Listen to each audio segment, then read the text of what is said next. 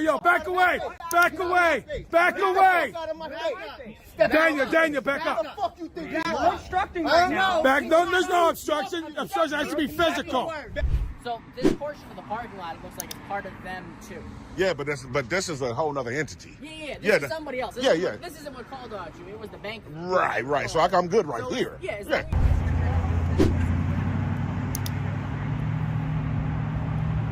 Back up a little bit, bud. Imagine a situation where tension escalates a moment, where the lines between authority and personal rights blur. In this raw, unsettling exchange, we witness the struggles of someone trying to navigate the complexities of being misunderstood, fearing for their life, and dealing with a system that doesn't seem to listen. It's a clash of emotions, a whirlwind of confusion, and at the heart of it, a person desperately trying to hold on to their sense of self and safety. What happens when everything around you spirals out of control? Let's dive into this intense encounter. Get off me! Stop! Stop harassing me! Get off me! Get off me! Stop harassing me! Stop harassing me! Put your hands behind you.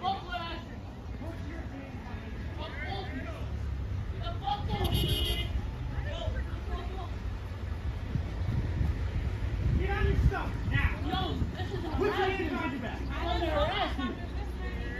I want my phone back in my pocket!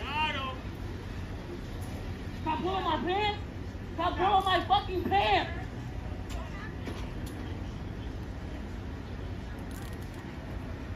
You're doing too much!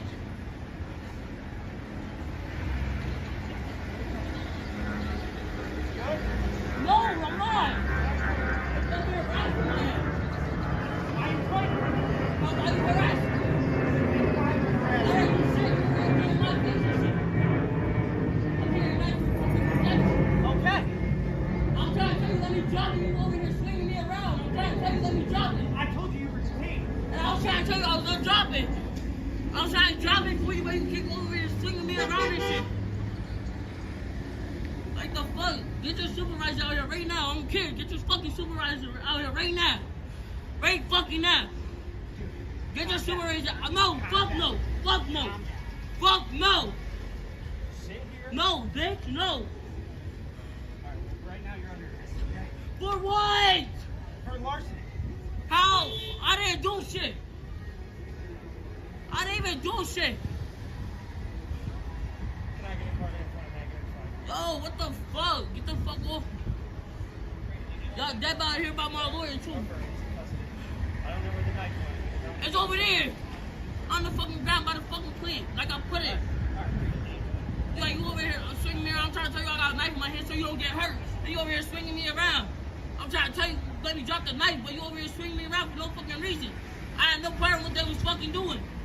3 other juvenile females involved. I don't know where they're at. I'm not telling you where they is. I know where they at. Hey, dude, you don't have to tell me anything. Okay, Okay? well, I'm let not me stand asking you up. any questions. Let me stand up. No, for my safety, I need you to stay on the ground until my partner can get here, okay? Let me You already stand fought up. with me once, okay? It's over. Yeah, because you're over here fucking harassing me. I'm not even doing anything. I put the shit down like you told me to. I explained to you that you were detained, okay? And I stopped, didn't I? No, I'm you trying. didn't. Yes, I did. I'm trying to tell you. I told you to put your hands behind your back. And I was trying to tell you I had a knife in my fucking hand. All right, You wasn't listening to me. But you wasn't listening to me. I was trying to tell you that way before. But you wasn't even listening to me. You trying over here arguing with me. I'm trying to tell you way before I had a fucking knife in my hand, but you over here arguing with me and shit.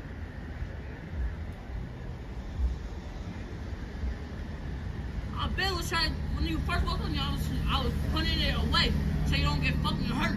Had that shit where the fucking blade was pointed out. If it wasn't for me, you would have got fucking hurt.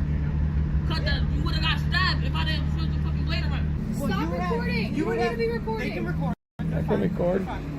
First Amendment right. Yeah.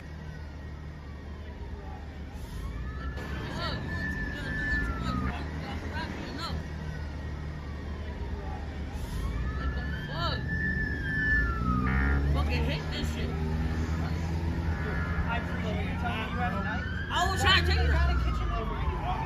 But I gotta protect myself. I'm one of the most hated people know me. I will die if I don't have that shit on me.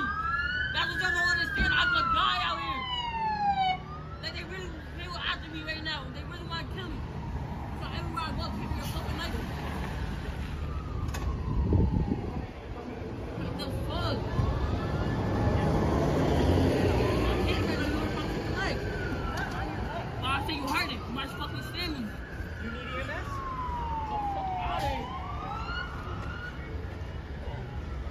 about everything I got.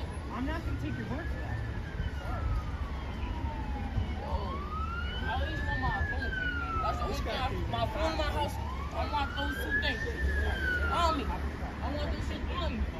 He had a knife. Fuck no. Yeah, I know.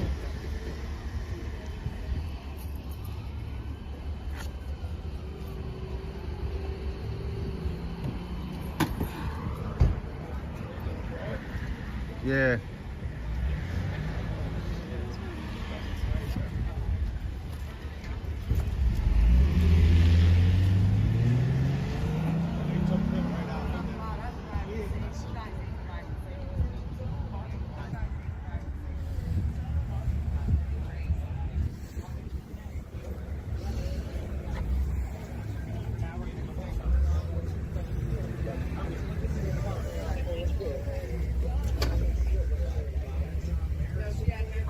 Card number 11. Yeah, I'll stare at you as long as you stand there and talk. Wait, someone with the knife trying to keep people safe, all right? That's how it works. A fucking parking lot that has sweetheart. Name and badge number, please. Name and fuck you, man. She's talking shit. Now what you mean? She's talking No one shit. said nothing to her, bro. Fuck you. No one said nothing to her. Running her mouth. I said something about her speeding through a fucking parking lot. That, what, There's kids in that here. guy, that guy was speeding 80 miles an hour through here. The other cop, Wait, he's already got him detained. So next time we'll Badge number. the other cop was going 60 miles an hour through here. What the fuck you mean? Yo, back away, back away, back away. Out of my face. Daniel, back How the up. fuck you think you We're are? obstructing right now. Back, no, there's no obstruction. Obstruction has to be physical. Obstruction has to be physical. How you gonna get in my face? Has to be physical. We know the fucking right Name and badge number, bud. Fuck you. Name, is your body cam on? Good. It doesn't look like Name and it. badge number. What are you gonna You got a do? book Name it. fucking nose. What are you gonna do? Name and badge number. Touch me again and find out. What are you Touch gonna me do? Name and again badge find number. out. Anything, have a nice Name and badge number, bud. Name and badge No, we're number. not. No, we're not. Name and badge number. Stop following me. Fuck you. No, we I can't. am recording. There's no obstruction. He's already I'm gone. obstructing. What is your? He's already gone, bro. No, you're wrong. I'm not wrong. You are wrong. Why are you getting in his face for? Why are you getting in his face? No, you went in his face. You walked towards him. Everybody have a You good walked day. towards him. You're welcome. You walked towards him. We commend you guys doing your job. Can I get your fucking badge number, Mr. Booger? Are you a supervisor? You might want to get out of here, bud. He's a fucking tyrant. I didn't put my hands on anybody. He's a tyrant. Approached him and tried to You shouldn't be getting in his face like that. That's bullshit. It's all on camera. They're mad because we were speeding. No. You're doing 60 miles an hour when the guy's already detained, You bro. can kick rocks. You're dismissed, bitch. You don't know what happened. You walked up on what happened, so go play yourself. You guys are doing. You guys were fine. You guys were fine until you started. You guys were fine, bro. Pregnant, y'all would have went. You guys were fine until you got in his face. Hopefully no more. No there. You want to fight or something? That's why you got in my face? I absolutely do All not. right, so why you keep saying what I'm going to do? I was backing you up. Why you keep saying what I'm going to do then? You fucking not- punk? Because you're a because you're punk. yelling, 'cause you're not doing You're a anything. punk. Take off your gun and badge and let's do something then. Okay. Yeah, exactly. Fuck you. Go. Can I get the call number? What's the case number? You see the car number right there? Not your call number, case number for this call. No, absolutely not. Why not? Because you're not involved. You're a fucking tyrant. Foil. You're a Foil tyrant. it. I will Freedom of- foil it, freedom of bitch. I information will. lack. I know about foil. Okay. Then And I'm gonna foil get it. your dash cam too, you fucking tyrant. What's your name, badge number? fine. You don't need to Name know. and badge number. What's your name? You're a public servant. What's your name? Give me your ID. Name and badge number. Name and badge number. Nice day, sir. Name and badge number, little bitch. Nice, sir. Oh, I'm doing a complaint I'm a on little you. bitch? Doing a complaint on you. Yeah, yo, you can't take public I humiliation. absolutely can. Looks I'm not like you humiliated can. at all. You're the one Looks who looks like like you, a. name and badge number. You're not involved in this case. It doesn't matter. Name and badge number. First Amendment rights, bro. First Amendment rights. Name and badge number, tyrant. Name and badge number. You're a public servant. When you're asked to identify, identify. Ask me nicely. Name and badge number. Ask me nicely. Name and badge Say number. please. No, please. Have a nice day. Say some sugar, bitch. Little bitch. As we reflect on this powerful and unsettling encounter, it's crucial to consider how important it is to stay calm in the face of conflict. In moments of fear, frustration, and tension, we often forget that clear communication and understanding can be the key to resolving such volatile situations. The lesson here isn't just about what happened, but about how we can approach similar moments with empathy, patience, and awareness. It's not just about self-preservation. It's about ensuring that we can stand firm in our rights without escalating the situation further. With reflections on our rights and how we face authority, this man's journey in Ottawa, Illinois, continues to raise larger questions about the limits of public recording and whether the lessons from the previous encounter can be applied to the challenges that lie ahead. In a world where rights and freedoms are sometimes questioned, one man steps out to test the boundaries of what we're allowed to do in public. Armed with a camera and a commitment to the First Amendment, he sets foot in Ottawa, Illinois to challenge the notion of whether our rights are respected in the face of authority. Little did he know what seemed like a simple day of filming would quickly spiral into an unexpected confrontation. What happens when your right to record becomes the subject of scrutiny? Let's take a deeper look at this unfolding situation. What's going on, man? What you doing? Just hanging out. Hanging out? Yeah. What's the problem? They said you were in the bank earlier videoing inside the bank across the street here. This bank right here? Yeah, that one. They said I was in the inside. Yeah, they said you went inside and that you were also recording, or you were like filming their cars out here. Yeah, I mean I'm recording, but if they said I was went inside, then that's a false report, right? Because I never went in. I mean, if you. I'm just telling you. Oh. I'm telling you what I'm being told. So Oh, I yeah. don't know. I didn't talk to them. Obviously, our dispatchers talked to us. But Oh, so you're gonna go see just to confirm? Because I'll go talk to them and I don't see. think nobody could have told you I went inside. I never went inside. You never went inside the bank? Absolutely not. Okay. Did you record the outside of the bank? Yeah, I'm all over the place with the All over recording. the Yeah, place. definitely so. Okay. Did you ever step foot on their property? Did you go through the drive-through? Or I was in the drive-through back there. You were in Yeah, the drive-through but back not like really the asphalt part of it. Like you see these rocks behind you. Yeah. So they have those rocks Like where alongside that gate or whatever that is right there. Oh, like over by the power pole? Yeah. I was standing like on those rocks. Yeah. Okay. Well, those rocks, it looks like, according to our mapping system, is part of their property. Well, you know what? To be honest with you, officer, no one. I understand what you're saying, but no one even said anything about I couldn't be on their property. Like the people, the personnel here didn't even come out and speak to me. So Did you see someone look at you or something? yeah, I seen a couple of young ladies like in the window right here, like Okay. like the drive-through windows. Yeah. Yeah, I seen them, but a couple of customers. No one came out and said anything though. Okay. Did you come here in a car? They said they were worried about a car in the parking lot too. I don't know. I don't know. Maybe one of these cars before Maybe. I got here. Yeah. No, Yeah. you didn't. None of these cars in the parking lot that were yours, right? Yeah, I don't want to really get into that type of questionnaire right there, officer. Okay. I mean, I just, Well, if it determines that one of the cars that they're worried about is your car, and if it's in their property, they can have it towed while it's being on private property. Yeah, I So understand. that's why I'm asking. I understand, but if you no, showed I- up with a car, it's not the end of the world. I don't care if you showed up in a car. It's Yeah. just they were worried about a car and worried about you filming. So that's Oh, okay. why I'm here talking to you. Okay, yeah, I understand what you're saying. Like I say, but if you want to check with them, man, because like I say, I never went inside. That's No. it's shocking for them to say that, but Yeah. yeah, Are you like one of those like First Amendment auditors? You go around and just report things? just some person walking around exercising rights? You know what I mean? You support the Constitution, all right? You're good. You can do whatever you want as long as you're not going on private property. You're not allowed to go. Like so, this is considered their property. Whoa, this these people right here? No, this business right here. Yeah, I know. Yeah, So this is considered like their portion of the parking lot according Right. to our mapping system. So that's why we're here. So as long as right you're there not- though, not this sidewalk. So this portion of the parking lot, it looks like it's part of them too. Yeah, but this is a whole other entity. Yeah. This Yeah, is somebody else. This yeah, isn't yeah. This isn't what called out you. It was the bank. Right. So I'm good right So, here. Yeah, as long as you don't go back on their property is what I'm saying. Then you're all good to go as long as you're on the sidewalk. I mean, if you want to, what's your name, officer? How do you pronounce it? Wiedemann, Wiedemann. Your badge number, sir? 49. 49. Appreciate it. I mean, like I said, if you want to confirm it, because in order for me to like they said, we don't want you on your property. No one told me that. Okay. So, but I mean, so in all reality, technically, I can go on their property until I'm told not to. That is correct. Okay. So yeah, I mean, like I said, if you want So to let me confirm go it. talk to them and see what they got to say there, my man. Okay. Okay, for sure. Yeah, man. Just getting ready to sum everything up, man. Summing everything up and getting ready to shake, rattle, and roll over here to Pizza Hut and got Ottawa PD pulled up. It's interesting though because he said someone told him that we went inside the bank. I will narrate at the end, man. We'll see. Y'all stay tuned.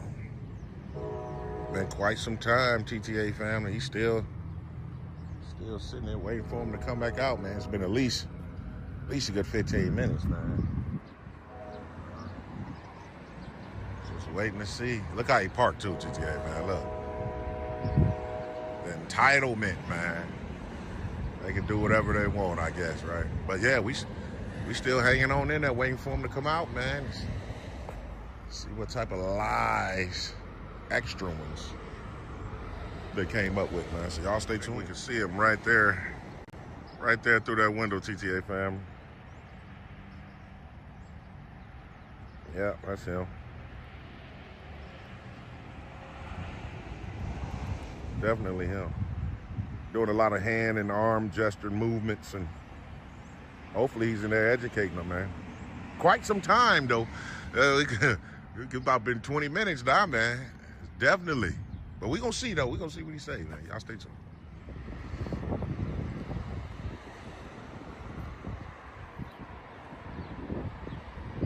See what he got to say, GTA fam. See what he has to say. All right, my man. So I talked to them. So there must have been some sort of a miscommunication where what I was told was not actually happening. So you're right. They said you never went in there. It's unfortunate. But they did say you were standing over by the rocks, which I know you told me you were standing over by the rocks. So they say that their property is this parking lot, along with everything on the alley that's back there. Okay. Obviously, that includes the sidewalk and the drive-ups and everything else like that that's there too. Anything on the sidewalk that's to the south with that grass would be considered their property. Over here, over here on this sidewalk. Yep, that would be considered their property because you're going back on their side. If you go to the other side where that pole is, that's like the right of way. So like people are allowed. So this sidewalk is not their property. No, that's public property. Huh? That's this sidewalk. The sidewalk is in front here. Yeah. Yeah. Are we talking about the same one, officer? I don't think that we are. Which one are you talking about? Let me go see.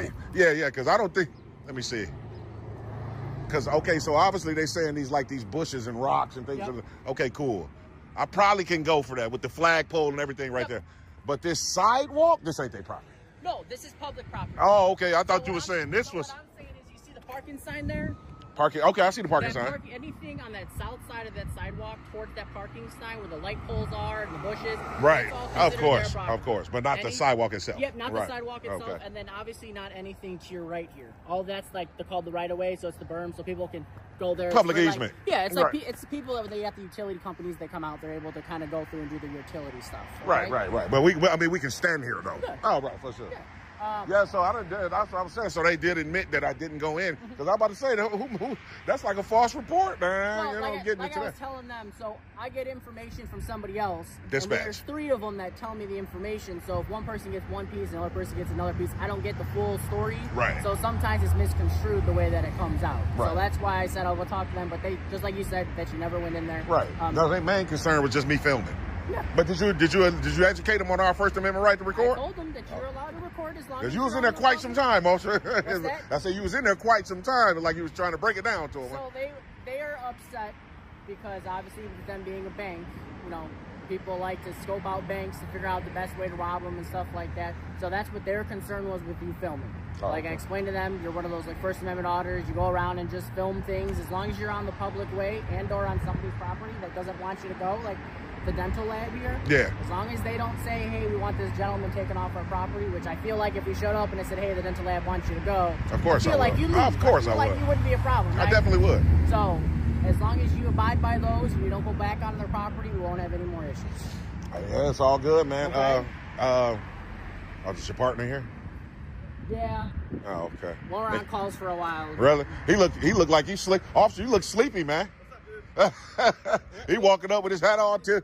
Like he ready to catch a nap or two. It's been a long day. We've been here since 6 a.m. Really? Yeah. Oh wow. Yeah, we still got just less than 2 hours to go. 2 more hours. And you go home and knock it on out. Yep, Hey, knock it on out, come on back. What's your name, officer, and badge number? 58. Appreciate that. If I could just get the CAD number, and I'll be good to go. You'll have to FOIA that. I don't have it with me. Really? You can't get it from dispatch? Because the cops always do.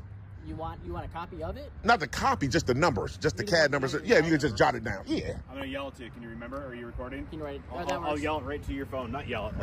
Right. You for go sure. back and listen to it? Yeah, I will. 25. Perfect. All right, officers, man. Yeah, so be good to go. I gotta ask. Can I get your IDs since I know who I'm talking to? Nah, man. I give you. You know what? My name's James. You've been cool. James? Yeah, Okay, you've been right. cool, man. It's all good. I know you guys got to do it. I don't understand though. That ID to y'all is like for lack of a better term, it's like crack cocaine, man. Y'all like addicted to that ID, man. But you're all set, James, okay? All right. Stay off the property, all right? All right, man, for sure.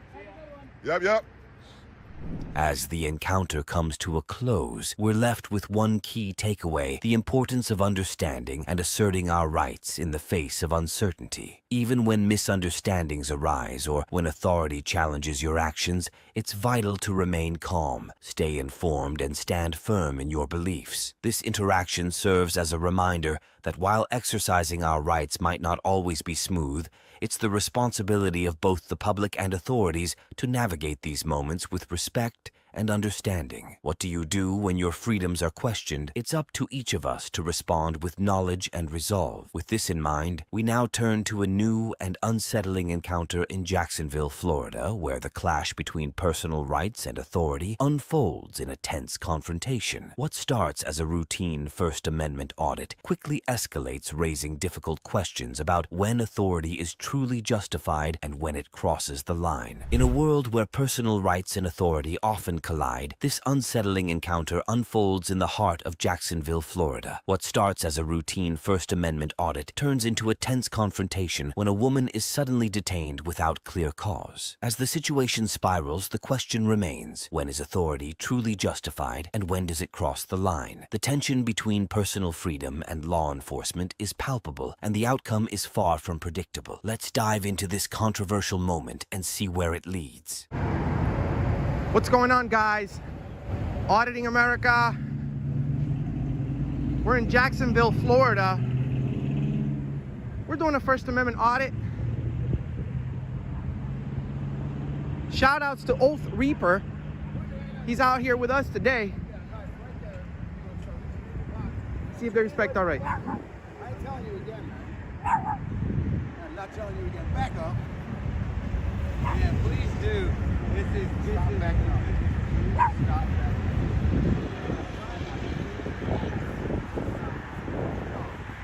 Stop backing up. Stop. Would you back away, please? We have enough distance, right? We're good. Right now, you distracted me. He's got a weapon and you distracted me, so back away from me. So focus on him. If he's got a weapon, focus on him. I'm not impeding your investigation. I'm far enough.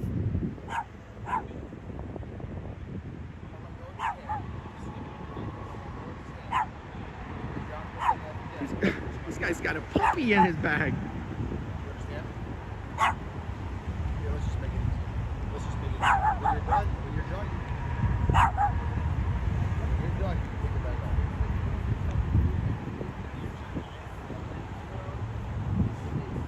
We're trying to make it right. That's how you get it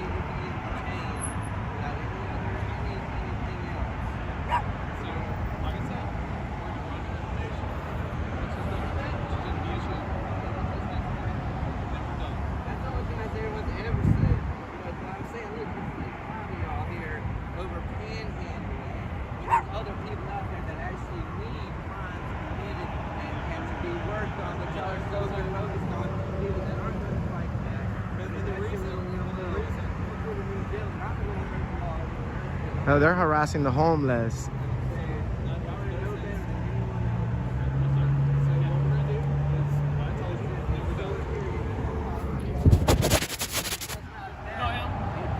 I don't answer questions.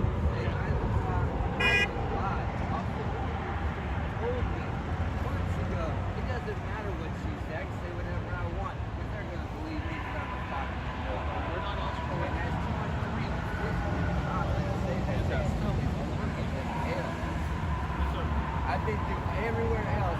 Like I say, look, I mean, they all acting like somebody done murdered somebody. Back up, man. And we're out here just trying. You can record all you want to, just back up. He's got freedom of, he has the freedom of that. He doesn't have the freedom to interfere with this investigation. I'm not interfering. Specifically, how am I interfering? He is trying to I'm not speaking. I'm just recording. I'm not interfering. No, he's not trying to bait you. He's trying to catch y'all when y'all is over hostility. I think y'all got a bash and y'all a God complex. That's what it comes down to. Y'all have a God complex. That's stupid. This guy just accused me of a crime. Dog. Hey, it wasn't you. Hey, it wasn't you, but it happened.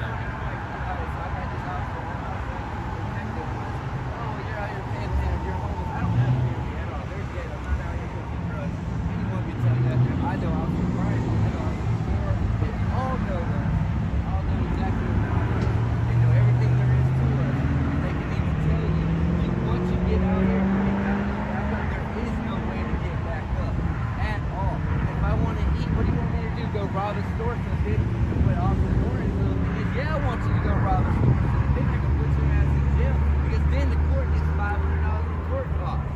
That's what it's all about. You're going to jail today. You're gonna get out tomorrow because it's bullshit charges, but you're still gonna get that $500 court cost. They don't get to ruin their life. You can't get a full driver's license. You can't get a job. I can't go get a minimum wage job because then what? I can't go to work. So Amazon yet? Amazon yet? Amazon, try it yet? Amazon, I can't go there after you start so many days. You can't go to them places without that. I have no residency. And in the state of Florida, they told us many times. Just like to hang out. Nice dog. Yeah, see ya. Guys, make sure you go over there. Oath Reaper. We will leave the link on the description and a pinned comment so that you can go find him. This officer over here just accused me of a crime. As soon as he's done with the investigation, we're gonna request his name and badge number. And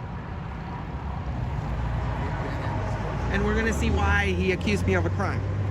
I don't write the laws. Look how y'all are reacting. Finish talking.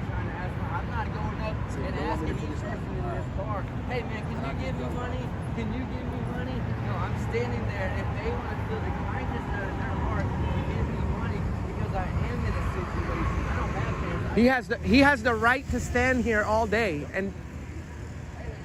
and freely protest or exercise his First Amendment. Yeah, as long as he isn't impeded.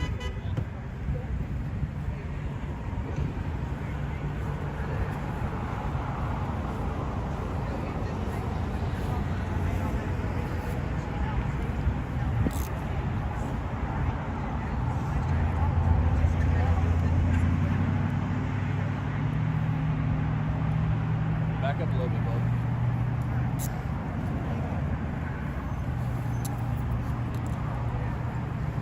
Ma'am, can I have your name and badge number, please? It's Officer R.L. Borchardt, B-O-R-C-H-A-R-D-T, 77812. Very professional, very professional. And you, sir? Can I have your name and badge number? It's Kinder, K-I-N-D-E-R, 68972. Thank you very much.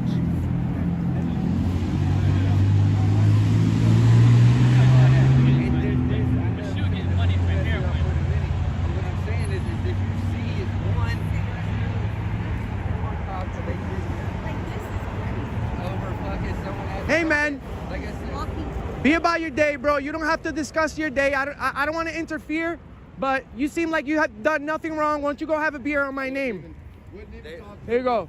Yeah, I appreciate it. I don't drink, but yeah. Don't. Can we get an interview here after this? Can you tell us what happened? Can you tell us what happened? I got a lot of cops. Take care, right? You do the same, brother. Thank you. Be safe out there. Yes, sir. Stay professional. Honor your oath. Got 26. Honor your oath, guys. Were they harassing you, ma'am? Listen, I was walking away. okay? I was walking away because another girl wanted to come in and do it. And I was like, you know what? I'm going further up, so you can have it. I don't care. I went to walk away, and she pulled up like she was something bad out of hell. You know, female cops, they got to prove something. Yeah. And she decided... What did they put you in handcuffs for? Because I didn't want to come back and talk to her. Did you ask why you were being detained? Yeah, I'm being detained because she felt that she needed to put me in handcuffs and talk to me. Maybe I was a threat. We're gonna figure this out. Officer, I'm sorry. I'm just trying to get a quick question. Can you tell us why she was detained? No, I'm not. It's public records, right? She was not detained. She better be suspected of a crime. No, remember, I asked you a question earlier, you said no. I'm talking to him. Now I'm talking to you, public servant. You guys are tyrants. You had no reason to arrest that woman. You had no. She was handcuffed. Let me handcuff you. Let's handcuff you. Let's tie you up. Let's tie you up. Hey, get his car now. You did nothing wrong.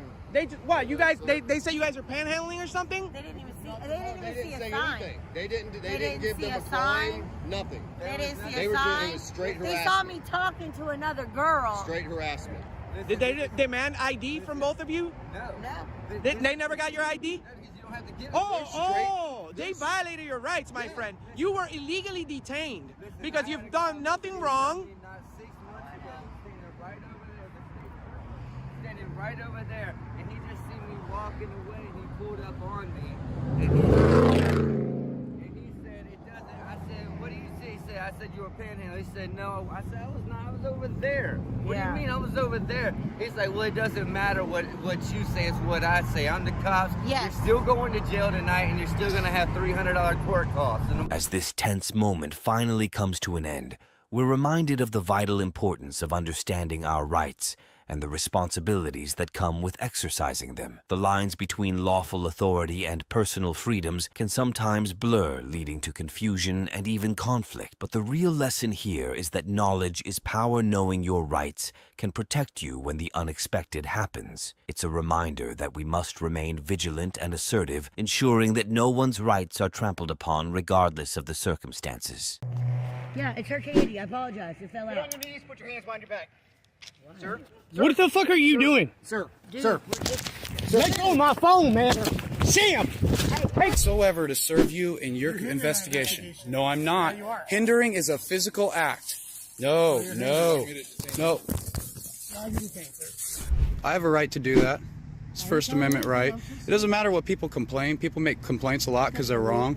I can make a complaint right now that you're on drugs. Are you on drugs, sir? In this intense encounter in Springfield, Tennessee, a routine request for identification turns into a chaotic confrontation when an off-duty police officer aggressively assaults an individual for simply asking for his name and badge number. As the situation unfolds, the man recording everything on his phone refuses to back down and demands accountability from the officer, who identifies himself as a member of the Metro Police. The tension escalates with accusations of assault and threats of retaliation. What happens when a civilian's right to question authority leads to a violent clash with those sworn to protect and serve watch, as this situation turns into a battle for justice with a key lesson about standing up for your rights?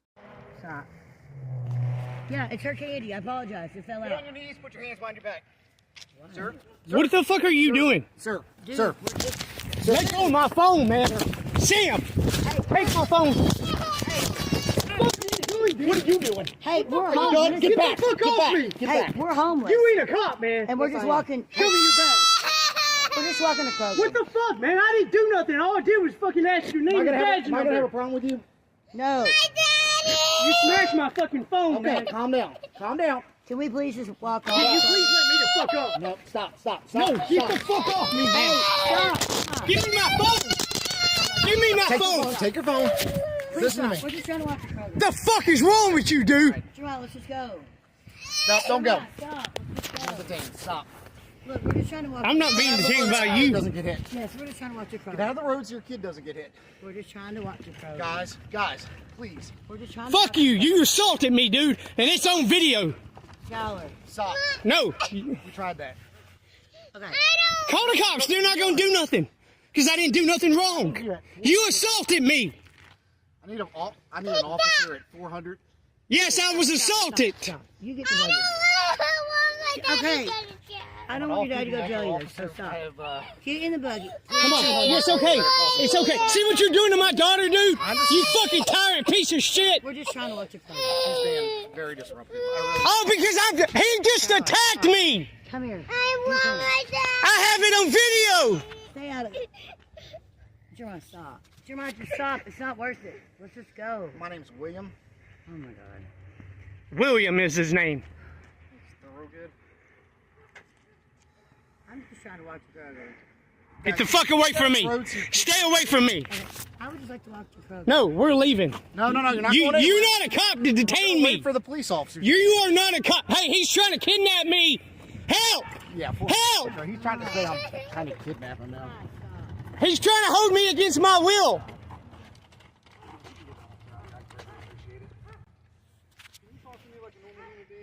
Come on. Walk now. Walk now. Walk now. You ain't married to him. You're married to me. You better come on. Sir, we're not going to do that. You're not going to turn this into a domestic situation. Fuck you, dude. Okay, calm down. You calm down. Daddy's not going to jail. Just calm down. You're a tyrant piece of shit if you're a cop. He identified as a cop. So if he's not really a cop, this dude pretended to be a cop. We don't want your daddy to go to jail either. He's acting a little strange. Really? You just fucking attacked me. Sir, you're starting to scare me and you're making me nervous. You just attacked me. Okay. Yeah, you're lucky you didn't get shot, dude. I haven't seen any weapons. They're homeless. That don't mean I don't have weapons. We don't All have right, any well, now he's threatening me. He's saying he has a weapon. No, I didn't fucking threaten you. It's on video, you liar. No, we don't have I said because I'm homeless don't mean I don't have He weapons. didn't say he had a weapon. He said because I'm homeless doesn't mean I don't have a weapon. We don't have any weapons. You assaulted me and attacked me. We're going to be at Tivoli and Bracy. I'm sorry, Tivoli and Bracy. Come on, let's go. He's trying to just get away from me at this point. Yeah, you're fucking crazy, dude. You're fucking psycho. What's his address? I'm gonna put this all over fucking YouTube. I got a very big YouTube channel, you piece of shit.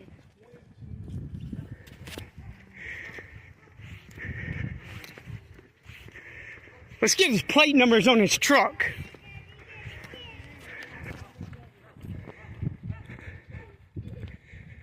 His license plate is Boy George 0432.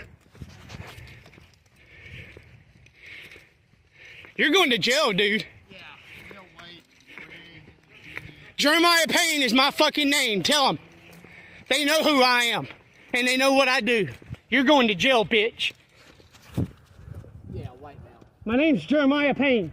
Birthday 5378. Anything else you want to know, piece of shit? The cops are coming from out of the day. You know they're coming. Yeah, they're coming. I'm going to stay because he's going to jail. I have it on video. He assaulted me and identified as a cop. Okay, don't do that. That's not nice. No. Sam, get back. Walk away from him. He's fucking crazy. He's gonna put a hand on me. I don't know. I'm just saying. Really? Does he have any weapons on him? It's none of your business. Yeah, it's not. Stop. You be quiet. And you're not helping. Jeremiah, stop. No. That's none of his fucking business. Okay, the answer to the question, no, and yes it is. You got any weapons on you?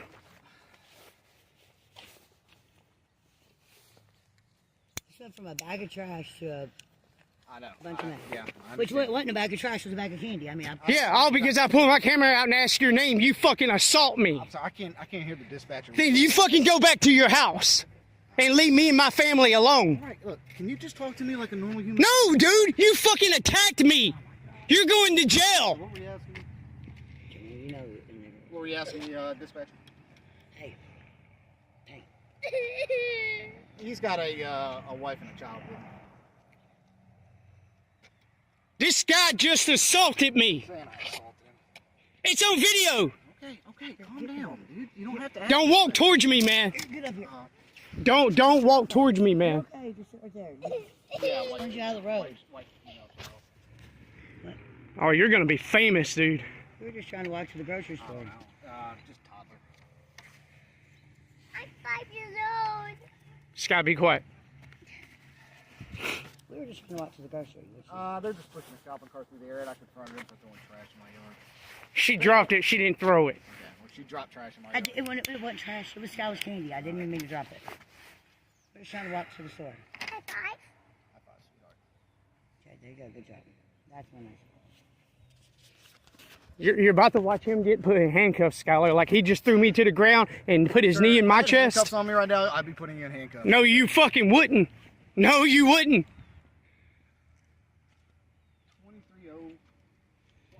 23-0. That's how people get hurt. Yeah, stop. Hey, stop. That's how cops get hurt, man. Are you trying to leave? Yeah, I'm leaving. You know, just stay. You might as well. They're just gonna find us. Sir, if you want to leave, I'm not going to stop you. You said I was detained, so if you're not a cop when they get here. Now you're saying he wants to stay.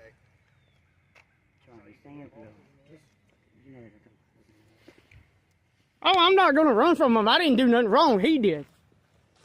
Sir, I'm not detaining you. If you want to go, you can. Oh, no. I'm gonna stay and talk to him and show him the video of you attacking me. Oh. Whether you're a fucking cop or not, you don't have qualified immunity, you piece of shit. I don't know if he's a cop. And if you are a cop, you're not gonna be very much longer. And I've never seen you as a cop in this town. I know every cop in this town. You ain't a cop, and you damn sure ain't a detective. Every cop in this town knows me. You're about to find out. Unfortunately.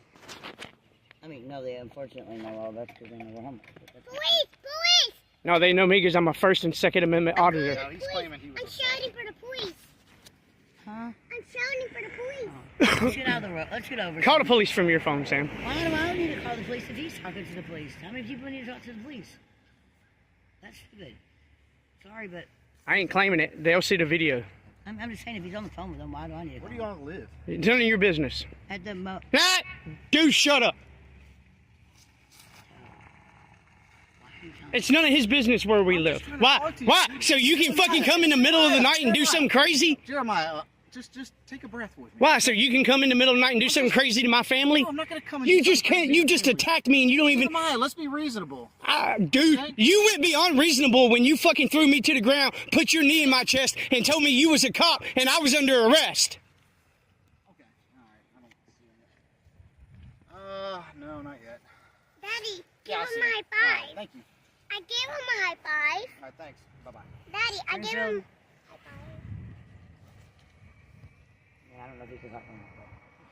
Hey, I'm going to jail. I'm not going to jail, dude. I didn't do anything wrong.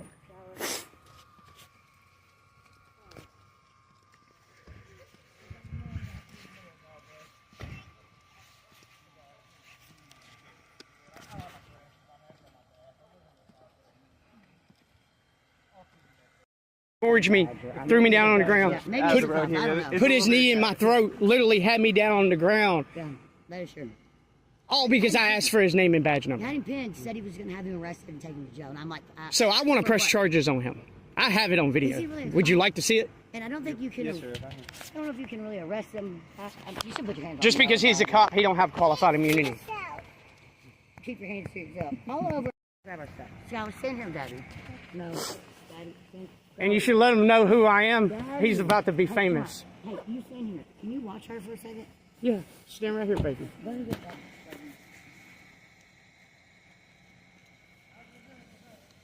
Come on with Daddy.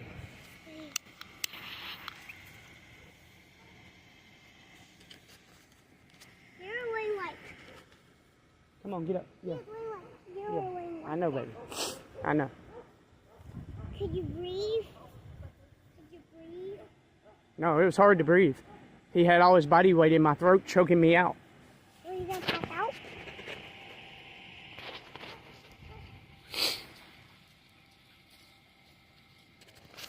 That using my thing I can do? You want to see? My badge. Yes. You know, I should have probably right now. Let's just hope they don't Why? I don't know. We're not homeless. I mean, No, we're trying to make it to the grocery store. I'll find out his name and badge number in a minute.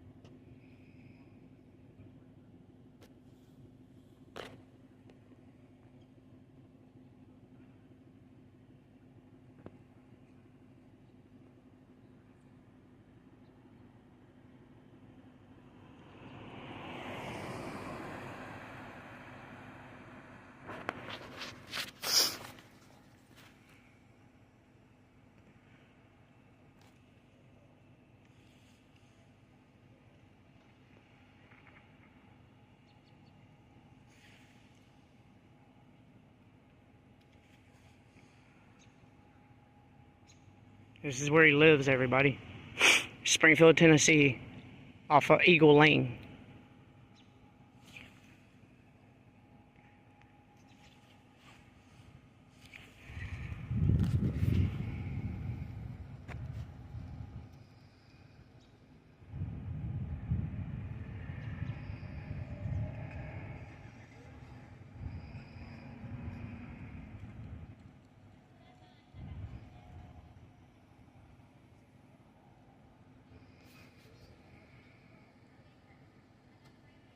I know he said his name was William. That's what he told dispatch.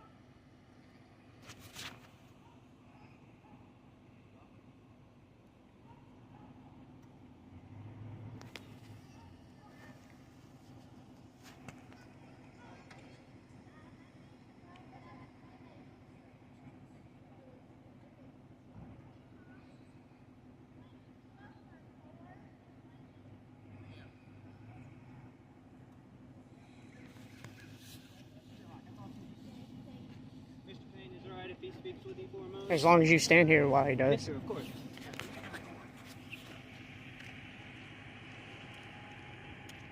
Is your body cam going? Yes, sir. Okay. Jeremiah. Is that your name? Mm-hmm. Okay. Detective William Thorogood with Metro Police. Okay? Okay. All right. I'm not trying to hurt you. Don't want to scare you. I'm really sorry for the confrontation I had in front of your child. Okay? I feel really bad about that. And I just want to apologize to you. So I am sorry for upsetting your kid, especially around the holiday season. So Yeah, because she's never going to forget that now, and she's going to look at cops as pieces of shits because of you. you're absolutely right. I'm taking that into consideration. Apologize to you. I try to teach my kid that not all cops are bad. There are good cops, and then you come out and do shit like I'm trying that. to be a good one, so please just hear me out, okay? Jeremiah. All right, can you hear me out? I hear you. All right. Let me just swallow my pride here and say I apologize for upsetting you and your family, okay? That's Can- Would you like a nugget? Yes. Yeah. But I'm not going to take for you guys during the holiday season, okay? So I'm trying to be man enough and apologize, which is a hard thing for cops to do. Mm-hmm. And I just hope that, you know, It don't matter if you're a man cop enough or and accept not. my apology. It's a hard thing for I just anybody. didn't like the litter in my yard, that's all. That's it's all. She didn't mean to drop it, but to It really is go a to that bad thing. extent because I pulled out my phone and asked you for your name and badge number, really? Come on now. That's being. apologize. No, I get that. No, he's right. Hold on, But that's hold on. being a tyrant. Jeremiah, listen to me. Looking Do at you not agree with that? Hey, she's 100%, you're right, and I apologize. And I want you to understand how hard it is for me to... Oh, I know how hard it is for cops. I know. I'm a First Amendment auditor. I know. Okay, all right, well, we need more people like you in this world. She said you wanted that lady brought her. I'll extend my hand to you if you're man enough to shake it. Oh, I'm man enough to shake your hand. All right. Is it alright if we leave it at that, sir? Or? Yeah. I mean, I'm still going to post a video, though. I mean, That's your legal right. I'm Yeah. not going to stop you from doing that. Yeah. Yes, sir. I have a body cam just like them. I post videos all the time. I'm just saying. I think you got some videos of me before. So. Yeah. Video I didn't want, but yeah.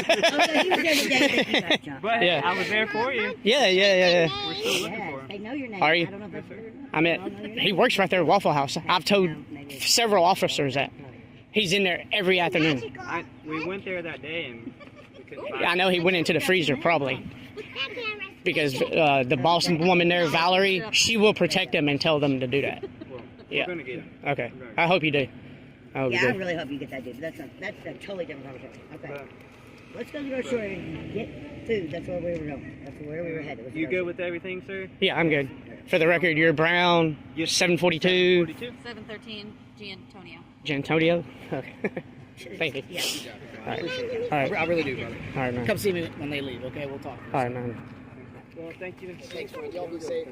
All right, bro. Sorry. You want to open my car? I'll get her a sticker. All right. Thank you, guys. This disturbing incident highlights a crucial lesson. The right to ask questions and hold authority accountable is not just a privilege, it's a cornerstone of our freedoms. Despite the aggression he faced, the individual's persistence and knowledge of his rights ultimately exposed the overreach of an off-duty officer. This encounter serves as a stark reminder that when we are challenged or threatened, knowing our rights and standing firm in the face of intimidation is not only our right, but our responsibility. The fight for justice and accountability is not always easy, but it's always worth it. Yet the true power of standing firm in your rights is tested in moments when authority pushes back. When the balance between lawful authority and individual freedoms is threatened, asserting your rights becomes an act of courage and resilience. In this tense moment captured on camera, a routine interaction with law enforcement quickly escalates as an individual stands his ground asserting his constitutional rights. When approached aggressively by an officer, he calmly invokes his right to remain silent and refuses to answer any questions without being told what crime he is being suspected of. As the officer's aggression grows, so does the man's resolve, questioning the very legality of being forced to identify himself without probable cause. This powerful exchange highlights the crucial balance between authority and individual rights. What happens when the line between law enforcement and civil liberties begins to blur? Watch as this confrontation unfolds, revealing the complex dynamic of power and rights. You guys need something? Oh, I don't answer questions. I'm a First Amendment auditor. You know me. You can stay off the property, though. This is private property. Let's get off the fence a little bit. Yeah, you guys know me. No, you can stay off the property, sir. This is private property. Name and badge number, please. Are you Rick? Name and badge number, Mobley. No, my name is Joseph, and I'm not going to identify any further than that. Your name is Mobley. Your name is Aguilar. Your name is T. Lemas? Lemons. Okay, badge numbers, please. We don't have badge numbers. Okay, I need cards then. It's department policy to identify. Where's Vern? We've already identified ourselves. No, you didn't. The County Sheriff's Office. Aguilar. What do you guys want? We're here to talk to Rick, and we see that somebody's... You're on private property right now. I don't answer questions. I'm a First Amendment auditor. You guys know I'm not going to answer questions. Okay? The only question I answered was my name to alleviate any belief that I might be the person you're looking for. Further than that, you're trespassing currently on private property. I'm asking you repeatedly to leave, sir. Okay. We're conducting an investigation. I don't care. That has nothing to do with me. Stop what you're doing, Mobley. Okay? First thing I'm going to do is file a complaint against each of you individuals if you try anything. Next thing I'm going to do is prove that you weren't acting in the legal capacity as an officer because you don't have a search warrant to be on this property. And that's going to allow me to remove your qualified immunity. The next thing I'm going to do after that is go after each and every one of your private assets. You're not going to violate me. We're not violating it. Well, you keep stepping in, and I keep telling you you're on private property, and I keep asking you to back up. Okay? I'm not going to go after your departments. I'm going after your private assets when I remove your qualified immunity. You're not going to violate me. All officers have qualified immunity. I'm a First Amendment auditor. That's in Colorado. SB2. That's in Colorado. That's in Colorado. Don't play silly duck games on me. That's Colorado. So who's in the house? Who's staring at us? I don't answer questions. You know that. I'm telling you to get off my private property. So right now, who's in the house? I don't answer questions. You know that. Identify we're investigating. It's irrelevant. I'm not involved with your investigation, and I have no duty whatsoever to serve you in your investigation.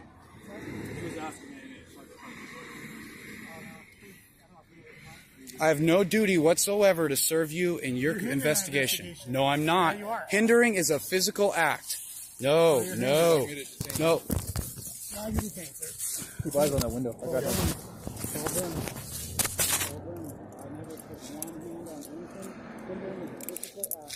No, it's not. Yes, it is. No, it's not. Yes, it is. Yes, it is. Do you have a search warrant to be on these properties? Do you have a search warrant? I do not consent to a search of my person. I do not consent to a search of my person. I do not consent. Excuse me? What do you mean what's going on? First of all,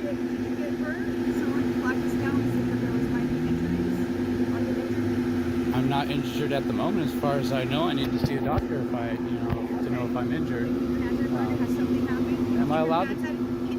Am I under arrest?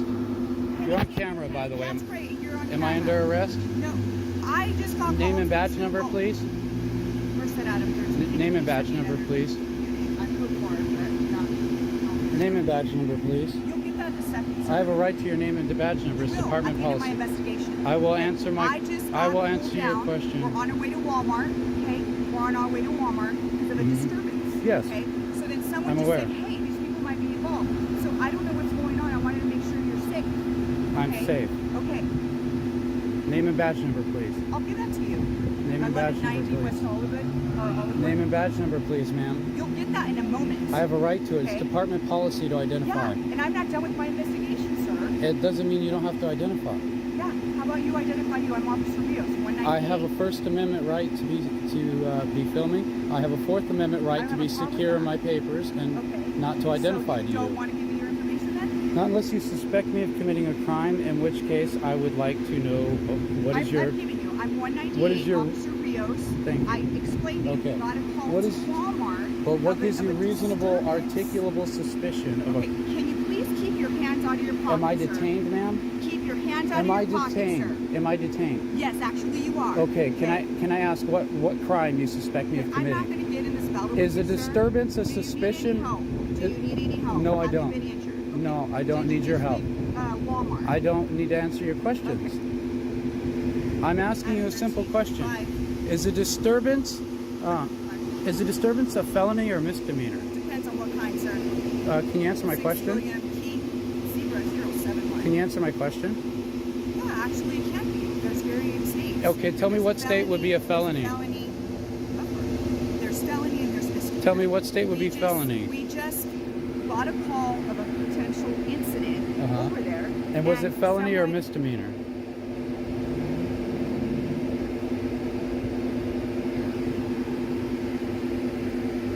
I'm just asking a simple question because you're being very aggressive. You showed up being very. Yeah, you did. You told me to sit down. When you showed up, you told me to sit down. Okay. I don't have to sit down just because you told me to. You showed up and just told me to sit down. That's what you said. Name and badge number, sir. Name and badge number, please. My name is Officer Hernandez. My badge number is 294. Is there anything else I gotta be out with? Thank you very much, sir. Are you the individual that Walmart called about? Is there first of Walmart called you? First of all, No, they flagged me down and said they were leaving Walmart and whatever altercation had occurred there. So when I asked them, I needed to make sure. you told me to sit down first, lady. You're right. It is officer, sir. Okay. It's also lady. And then I asked you to keep your hands out of your pocket. Okay. Do I not have a right to put them in my pocket? Actually, no. Not when we are coming from a call of a potential violent act, sir. Of a potential violent act, that means because you pulled up to me, you have a right to tell me to I can't put my hands in my pocket and I have to sit down on the ground.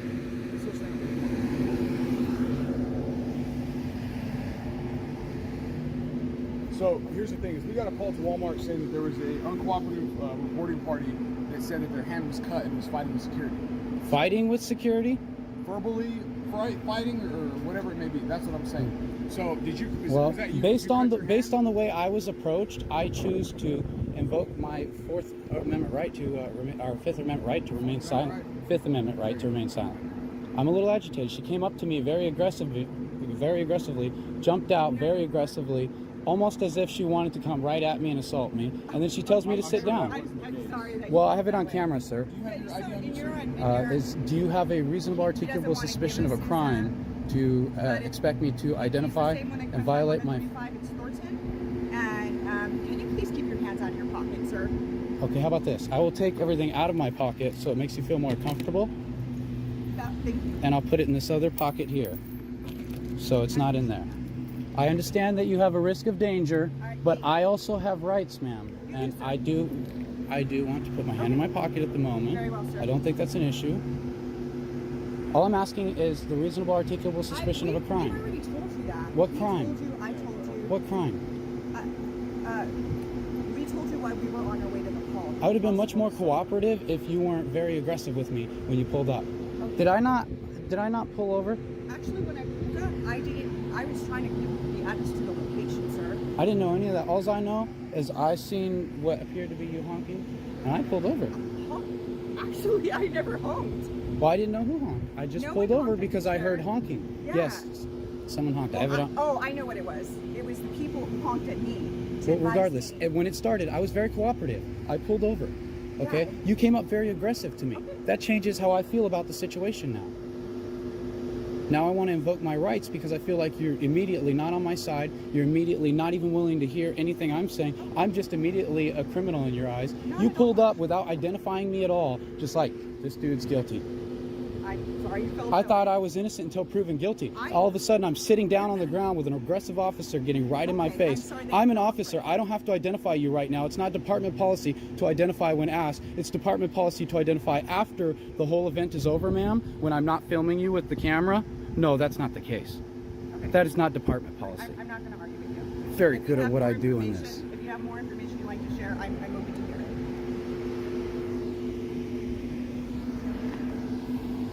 Absolutely not respectful whatsoever of a person's constitutional rights. I have to identify because you don't have reasonable articulable suspicion of a crime. You have to at least tell me what the crime is. What is the crime? I told you why we got the public service. But what is the crime that gives you the right to force me to identify? See, my Fourth Amendment right is to be secure in my papers. I'm just going to go ahead and stand by. Okay? You're not injured. That's kind of what it came to be. So you don't need medical attention. Actually, you did say you didn't need medical attention. I may or may not. I would need to see a doctor because I'm not qualified to make a decision like that regardless of the circumstances.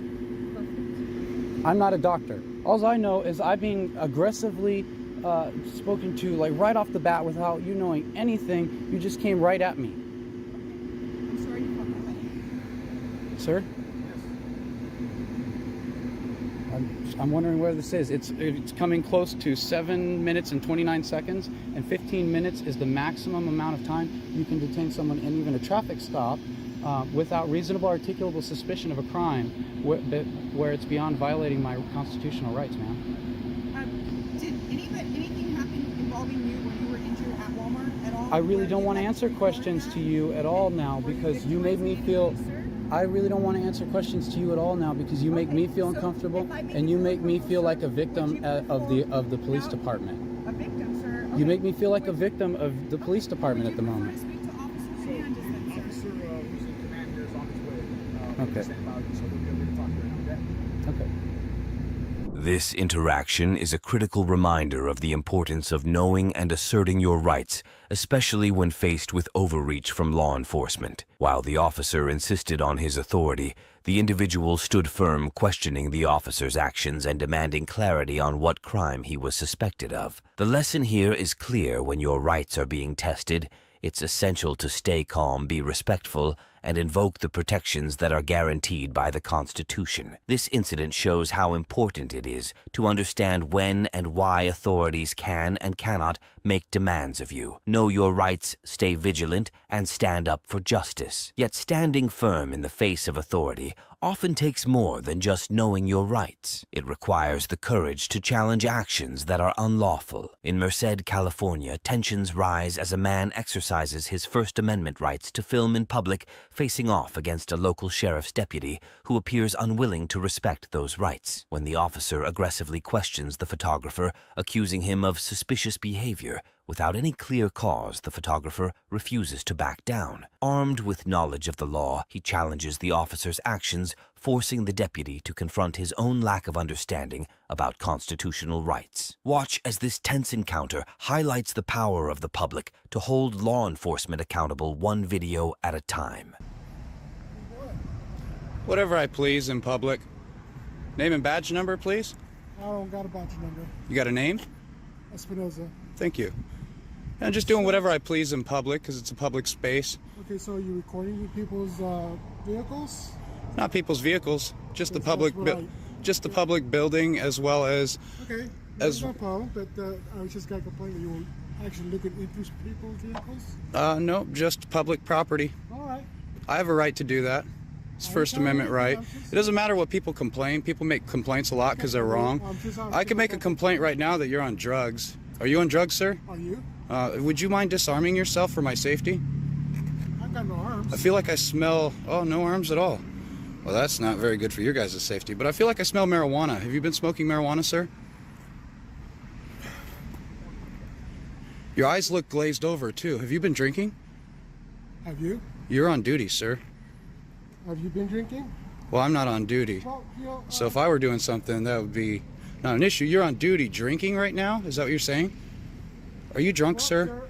you have a nice day. Your eyes look really glazed over. I'm just Look making at that, sure you're guys. not Zoom going in on to, that. You see his eyes, how glazed they are? people's He's on vehicles? some really serious drugs or alcohol. So, that's a complaint I got, sir. Okay, well, that complaint doesn't matter because, like I said, I just complained that you're on drugs and alcohol. All right. And I haven't spoken to a supervisor yet. So, well, Your eyes are really glazed over. You shouldn't be on duty if you're drunk. It's good that you're not carrying a firearm, though, because you're drunk. well, I'm not required Drunk to carry people, one. drunk people should not be carrying firearms.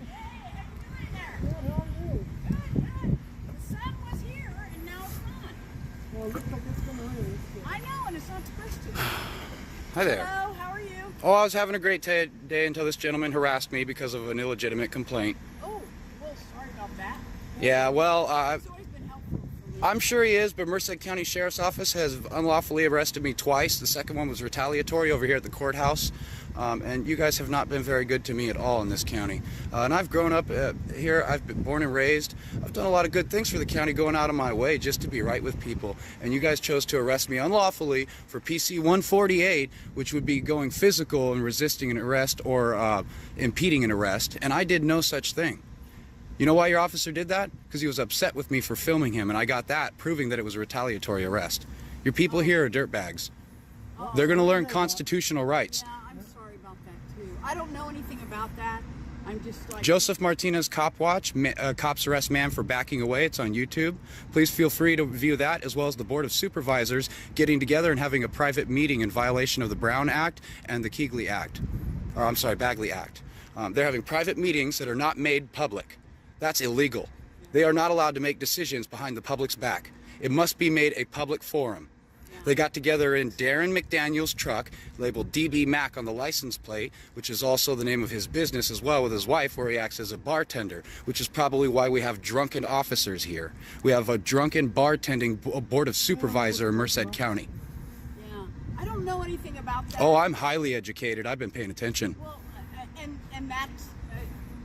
I think that's... I'm the one that caught them getting together on video, having a private meetup against the wishes of the public in Merced County. None of us requested that they get together and make decisions behind our backs in secrecy.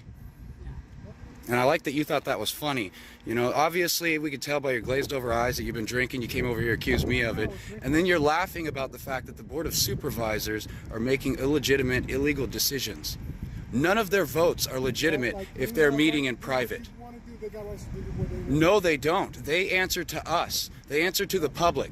They don't have rights. You lost a lot of your rights when you worked for the public, when you chose this career. For one, you can't refuse to identify. That is department policy. There are a lot of rights that you give up when you choose to work for the public. Officer safety. That is a lie. It does not exist. You give up your safety when you choose to work for the public. You put yourself in danger for the public. Yeah, good thoughts. Don't hide behind her. That's cowardly.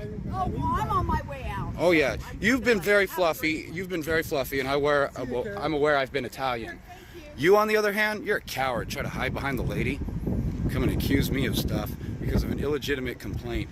Because the Board of Supervisors think they own this town.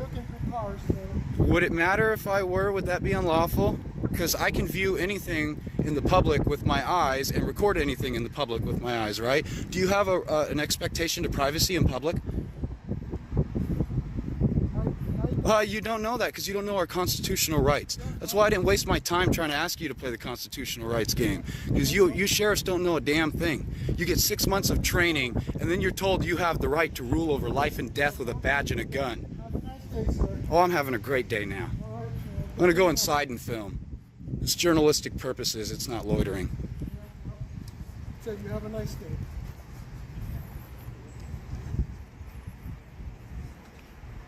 This is what you call the walk of shame.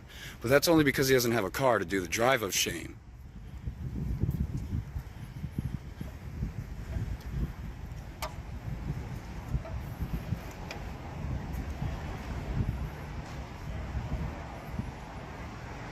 That's right.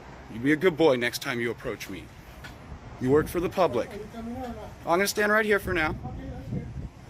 This exchange serves as an important reminder that knowledge of our rights is one of the most powerful tools we have as citizens. When faced with authority that doesn't respect those rights, standing firm and calmly asserting your position can lead to a complete shutdown of any unlawful demands. Law enforcement, while necessary, is not above the law, and it's crucial that we as citizens continue to hold them accountable. The lesson here is clear. Exercising your First Amendment rights is not only legal, but it's vital to the continued balance of power between the public and those in authority. While you wait, just like if you work, you ain't doing nothing for 2 hours, you can't take a nap? She's a police officer. I was just curious, man. Well, right now, why are you barking at me? Why she not? I ain't talking to you all disrespectfully. You need to chill out a little bit, brother. She worked. Feel it. I know we're in a tight space, and I'm doing my best, not to pull it back a little bit. I mean, giving you guys because you have your space. Yeah. And when you get here, and it's like I can't. And I've seen people. I'm. You look pretty young too, man. How long have you been working at your department? I've been with Delta for about 1.5 years, and then I did 1.5 years prior to that. In this video, an auditor comes across a peculiar situation. A police officer allegedly on duty appears to be napping in a vehicle marked with police lights, yet with no department affiliation in sight. As tensions rise, the auditor, armed with his right to record, challenges the officer's actions, demanding identification and accountability. What starts as a simple curiosity about a police vehicle turns into a public showdown with the officer trying to avoid scrutiny. But what happens when the officer refuses to follow basic policies and the camera is rolling? Let's see how this unfolds. OS come from anyway? Ain't no interceptor package. Got this guy, he just over here chilling, taking a nap.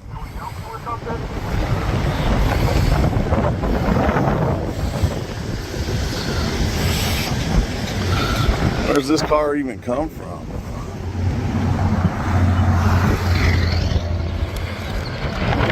Hey, what department are you guys with?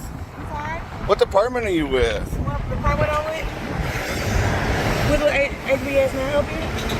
Yeah, why does your car say police on it? What department are you certified with? Are you TCO? I'm on Holiday Lake City. Why are you recording me? I don't know. Because I'm curious why you have a car out here with no designation on it. Because it's my personal vehicle. This is your personal vehicle? Yeah. And your personal vehicle is marked as police? She a reserve police officer. I get that, but your personal vehicle is being marked as police without a designation of city on it. Okay. That just seems awful suspicious to me to be running red and blue lights for a non-emergency. That doesn't matter. They have blue lights when they doing traffic work. They doing traffic. Sleeping? I mean, I don't know that we're running emergency lights for you taking a nap. That seems kind of crazy. I get that, but you ain't working, you're sleeping in your car. That's a very different thing than working. That's taking a nap. The truck get back unload, we start working again until the truck get back. We got a 2-hour break before the truck get here. Okay. So while you wait, just like if you work, you ain't doing nothing for 2 hours, you can't take a nap? She's a police officer. I was just curious, man. Well, right now, why are you barking at me? Why she not? I ain't talking to you all disrespectfully. You need to chill out a little bit, brother. She working for my company. Okay. And so when you came over, I seen you coming out there, and I knew you was coming over here. Yeah, to have a conversation. Every time we do work for Centerpoint, there's always somebody that come, well, we got off the side and we doing this, we doing that. Yeah, I don't understand why this is marked as a police vehicle with a police officer in it doing non-police work. With the lights running. I don't know, I'm just kind of curious. Sleeping. All geared out too. Look at this thing, all geared out. Oh, you gonna do something about it? I'm not violating shit. You are. You gonna get all violent with me? What's your name and badge number? You're harassing me. I'm not harassing you. I'm asking you simple questions. And if you're acting as security, you need to give me your security number. You know that. All day long. You said she's being your security, right? She's being the police officer. Okay, and then if you're a police officer, you need to give me your identification. Go ahead, call them up. That's fine. Call JB, call Galveston. It's all good.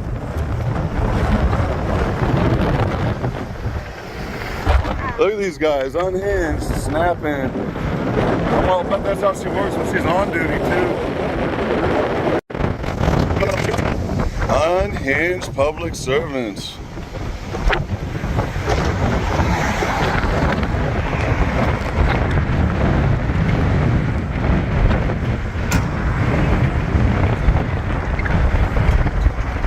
Not gonna identify?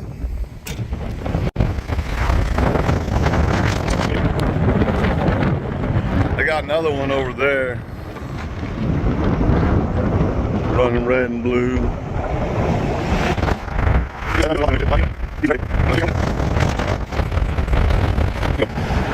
You say you're here in official capacity. Any camera, any video you take is now public record. Away from my vehicle, no. Please. Thank you. Like you're harassing me. I'm not harassing you. I'm asking you why you're here. You're in public. 4 times already. He told you 3 times. Then identify yourself. I've already identified myself. No, you didn't. Get away from me. Name and badge number. Name and badge number.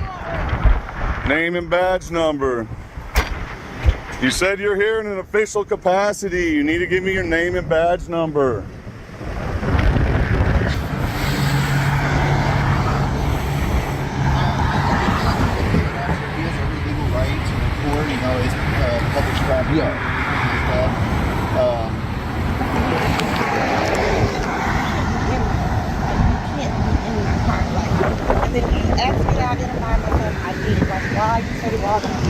She refused to identify herself. She told me she's here on official police business, and I was just curious what department she's from, what her name and badge number is. After I told you, you've been here 15, 20 minutes. Okay. Bothering me. I've already told you. No, you didn't. I videoed the whole thing. Well, you got me on now saying this an extra job. She told me she was here officially. Now you're saying it's an extra job. She's sitting in a police car with red and blues going. It wasn't coned off until they called you guys. I was just kind of curious where the car came from and what department she's on. And I told you. Then you asked me why are we here. We just told you we're over here working. Okay, and I get that. And then you came in, you barked at me and said you were calling the cops. I ain't leaving. You identified yourself as an officer and said you were here officially. No, you asked me where am I here. Oh, come on, it's on video. Okay, well, let him see it. I will as soon as I'm done. If he needs to see it, because there's no crime being committed, so he ain't worried about it.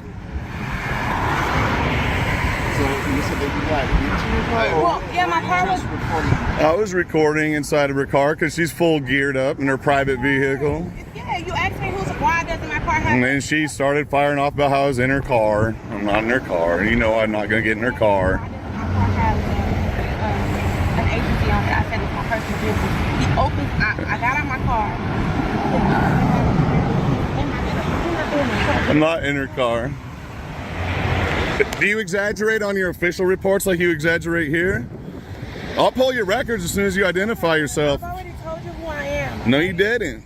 So say it again. If it wasn't a problem, why don't you say it again in front of this officer so that it's documented that you did it? He's got his body cam on, right? Yes, sir, I do. So the new ones don't have lights on them. Yeah, turn on your body cam, man. No, yeah, it's on. I was just Okay, making sure. I got you. Identify yourself. No, you didn't. And I know why you didn't, because I'm going to contact your department and let them know how you're rolling. Yeah, they know how I'm rolling. My name is Officer Latoya Martin. I'm with Holiday Lakes PD. Holiday Lakes PD. So like coffee, you out here doing, okay, I got you. What's your badge number? 1728. All right. I'll get your disciplinary. Let's see how many times you get hit for running them false reports. You over here exaggerating to him. Why wouldn't I think you lie on your business? You say You lying to him. How many people you put in jail lying like that? The whole key to the Constitution is to tell the truth. Absolutely, sir. Absolutely.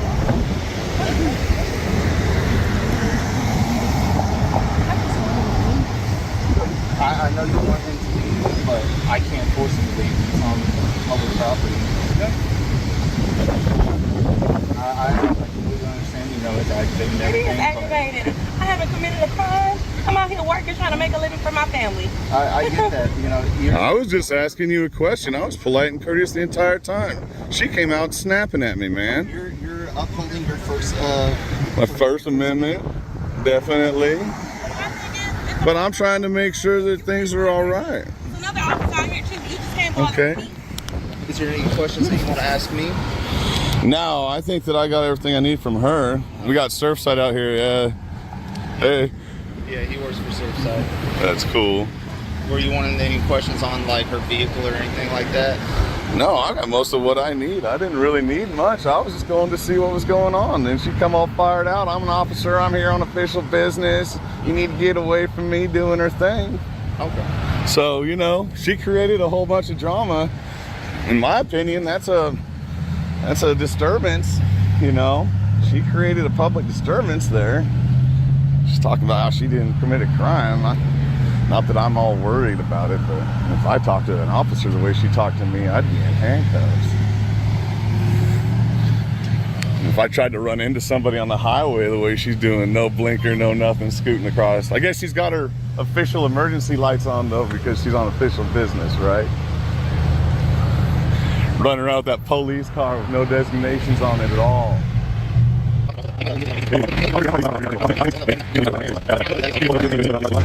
If you have it and then you try to pull someone over and act like a police officer, then it's impersonating a police officer. Mm-hmm. You know, anybody can have red and blue lights. Having police on that is, you know, and hey, maybe I'm wrong on that because I see people with police shirts on and whatnot. Yeah.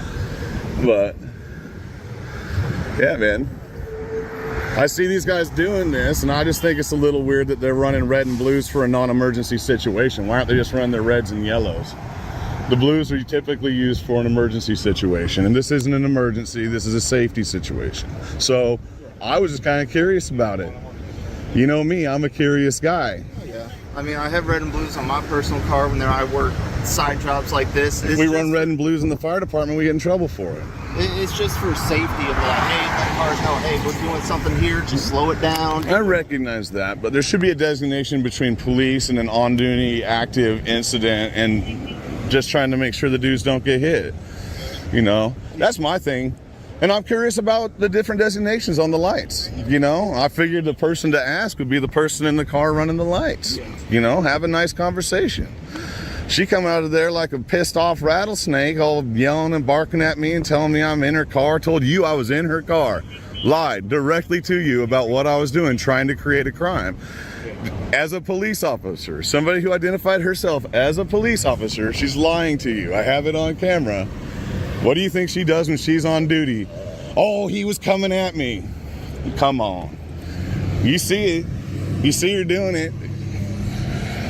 You know what happens when you exaggerate things on a report? You end up on this list. And we started for a Brady situation. Got a sneaking suspicion she belongs on it.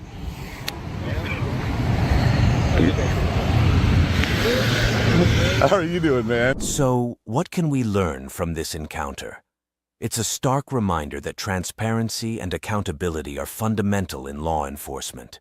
When officers fail to properly identify themselves or comply with their own department's policies, it not only undermines public trust, but also challenges their own professionalism. This auditor did the right thing by exercising his right to record and demand answers while also staying calm and respectful. In a world where authority can sometimes become unchecked, it's vital to know and stand up for your rights. Let's ensure we hold those in power to the standards they themselves set. With this in mind, we now turn to a new encounter where an auditor seeks to understand his rights and engage with law enforcement in a public space. What begins as a simple conversation quickly turns into a lesson on constitutional freedoms as the deputy's lack of knowledge leads to an unexpected opportunity. Let's see how this exchange unfolds. In this video, an auditor visits a courthouse eager to learn about his rights and the public's ability to engage with law enforcement in public spaces. What starts as a polite conversation with a deputy quickly turns into a revealing exchange about the fundamental freedoms guaranteed by the First Amendment. When asked about these rights, the deputy surprisingly admits he doesn't know them well. But as the auditor continues to ask questions, the deputy is led to reconsider and offers a surprising open opportunity to enter the courtroom. How does this interaction unfold when rights and education collide? Shoot, sorry. First, in advance, and then we could go. That's the procedure that I find in most courthouses. Well, for recording? No, for the case. Like if we want to go in the room. That's open to the public. So we can record in there? No, you can't record. That's what I mean. Normally we would go through the court administrator and they would ask the judge for permission. Yes. And you have to specify. And there's a form that the district has. And if there's more than one agency, they'll pick one to disseminate it to the other agencies to not have a whole flood of cameras in the courtroom and stuff. Sure. Yeah. You might be back. Yeah. Disturbing stories about your police department. So I'll try to fix that. We the people are supposed to fix it. And I gotta say, your department has been very professional, as you have been as well. Yeah. We differentiated the two agencies in our, because I know the national news will just say you raised, and we need to. Not the sheriff's department. Yeah. That's the star sign and the snowflakes no. The sheriff's office is really professional. You know, I appreciate you. I guess I won't take up too much more of your time, but I definitely appreciate you. I asked every officer, deputy, trooper the same question. I asked the your partners over there. But can you give me the 5 fundamental freedoms of the First Amendment? Well, you have your freedom of speech, okay, and religion falls under that. Yes. And Congress shall make no laws that prohibit the free expression of that. Right. You don't have to say verbatim, but do you know the 5 rights protected under that First Amendment? So you got 2 so far. Speech and religion, what we're doing. Right. This is press. Right, and I consider that freedom of speech. Oh, okay. Well, there's a big difference also, and especially in a limited public forum, and this is education for fun and for free. In the limited public forum, if there was something that happened, let's say I came in here and I want to do my freedom of speech and I want to say, hey, down with City Hall, down with City Hall. You can't do that in the limited public forum. In a traditional public forum, you would stand up against strict scrutiny, or the government would stand up against strict scrutiny. In the limited public forum, they would only have rational review. Hey, we're trying to conduct business here, he was being loud. Now the difference in those freedom of expressions, which are the press and freedom of speech, is that here I can prepare my song and not sing it. I can prepare my story and not say it here. So that's where we have a little bit more protection in the limited public forum under press. So, but the other 2, that's pretty good. Yeah, thank you. Are peaceably assembled. Right. And to go bellyache and seek redress for our grievances. You're exactly right. And you almost had it down verbatim. That was freaking awesome. No, hardly no cops that I ever encountered. Congress shall make no law prohibiting to this. respect the religion or the free practices thereof. Right. And then, The prohibits religion or free practices. Yeah. And like I said, recording, that's just freedom. That's a freedom. And unless you have something high that shouldn't bother you.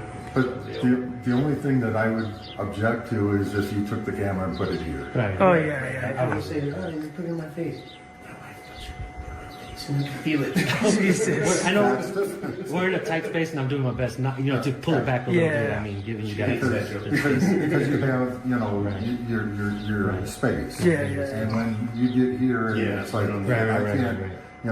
And I've seen people, on television and that, they got their cameras in the officer's face. Hey, it blinds him. It's something that's right there that he can't be observant around. And that's something that we won't do, and we set ourselves apart by doing it according and respectful, actually getting the story, trying to bridge that. Where are you guys out of?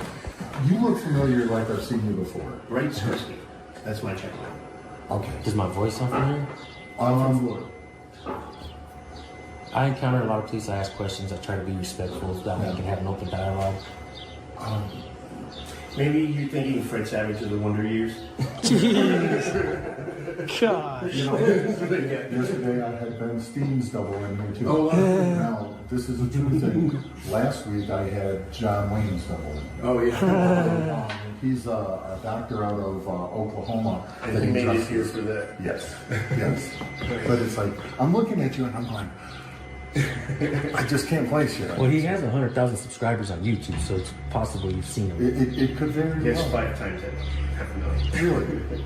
This is his channel. And I try to be respectful, like I said. I try to have an open dialogue, and I think that's what's garnered a lot of the support on our channels, because we try to, understand what's going on, how you guys do your policing, and we try to educate people on their natural rights. And what I was saying about the star shine and snowflakes melt, that happens with sunlight. The light of transparency, that sunlight will show what happens. And you can react. The only power you have, or we have, is your reaction, right? And you can assess our demeanor. We're not a threat. You made your threat assessment, right? Yeah. That some agencies, they'll pull a gun on us. They put us on the ground. Why? Because I have a camera. This is a camera, not a gun.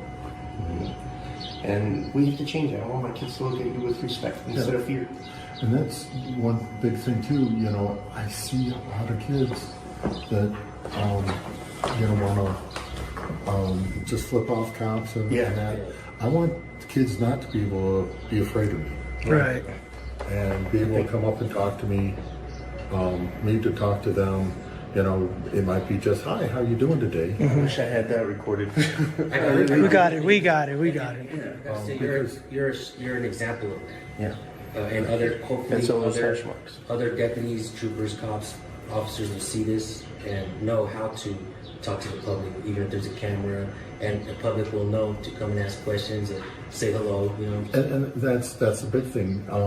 We're here to serve the public. Right. Some people think that's a crown. Yeah, they do. And it's an entitlement. And other people we look don't at it the other flip off way, the cops. We flip off corruption. We flip off those badge-heavy guys that make your job more difficult. And once we get that on camera, we send it to your command staff, and hopefully they make the corrections to the behavior. The sad thing is, roughly the census population says there's 336 million people in the United States. Yeah. You know how many law enforcement officers are in the United States? 40,000 in New York. Okay, don't count the military, just law enforcement. Right. Okay, and I'm not doing any disrespect to the military, police, and our armed forces, but for there's only 800,000 roughly. All done? All done? All right, take care. Thanks, buddy. Oh, that's a snappy concept. That's great. That was soup, man. Yeah. But, if you do the numbers on it, a law enforcement officer, one officer is responsible for 240 people, 24 hours a day, 7 days a week. If you take 800,000 into 336 million. Right. Yeah. Those are disproportionate numbers right there. Yeah. And I'm a veteran. He's a veteran as well, so we know where it comes from. We swore that oath, and there's no expiration date on it. No. And the longer I've served, because my hash marks aren't the whole story. What branch? No. Oh, so another agency before him? Where's that? In Illinois. Illinois. Oh, where? Suburb of Chicago. Oh, okay. Okay. Have you ever heard of Hammond, Indiana? Yep. I'm working on a story from there. We discover some things, people are abusing the company credit card or the city credit card and buy edible arrangements, but then we have horrible stories where a cop pulls over a guy and somehow a block later the guy shot himself and there's no body cam footage, there's no dash cam footage. And when I'm looking for that and I'm asking for it and I have to go to the Attorney General of Indiana, and it's still getting this wagon circled, I'm looking for it. And I find another story where they did a pit maneuver on a guy in a U-Haul truck and sent him into the Calumet River, and he drowned. And that family is fighting to get the body cam and dash cam of that, and they won't give it to them either. So I'm never going to get mine either. that stuff, it has to stop. Transparency, and get rid of the bad cops. The bad apples have spoiled the bunch in most places. You see the captains and lieutenants acting like, forgive me, jackboots, you know, and really like not knowing that you don't have authority over us until we commit a crime. It's the other way around, and I don't throw my way around. Right. And that's a consensual, up to the point that a crime's occurred, everything's consensual. So if I want to talk to you, I come up and go, hey, can I talk to you? Yeah. Right. Can I get your ID is an insult to me sometimes, because that's my Fourth Amendment right to be secure in my papers. Sure. Now, you are only asking because you suspect me of a crime. Do I look like a criminal? Not you, but, in that example. No. So I always stand firm on my Fourth Amendment right and don't tell people my name or... Because how am I supposed to do my job if I can't come up to you? Some people look at it, there's a wall. And it's like, how can I do my job if I can't come up to you and go, hey, can I talk to you? Because you might have seen something. Yeah. Right. And then not be in an accusing way. Right. Yeah. Right.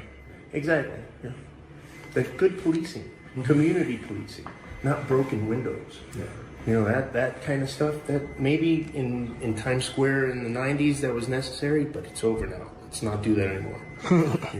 In my career, I've seen a lot of changes because I started in '86. Yeah. Oh, yeah. You wouldn't believe how many agencies... You know Sheriff Grady Judd, right? Mm-hmm. Yeah, he's in Polk County. He refuses, and his deputies are proud of the fact that they don't have body cameras. My name's Scott. I was watching you. Sorry, I was just waiting for those people to come down. Okay, all right. Yeah, are we holding them up? I don't want to, so... No. Something. It sounds like they're done. Okay. Yeah, we got to get on the road. Yeah, we'll get... Would I be able to take pictures of or video of the pictures in the hallway there? Sure. Yeah. Sure. We'll let you guys come out. Okay. All right, because that should be everybody. See, Can you guys do me one favor? Yeah. All right. I'm going to let you in the building, but I do need you to go through security. Okay. So right back there's a rubber band container.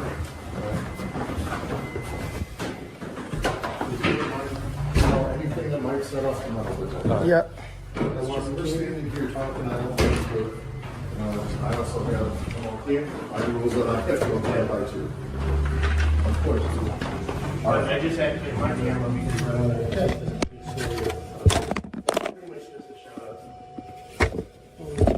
You ready?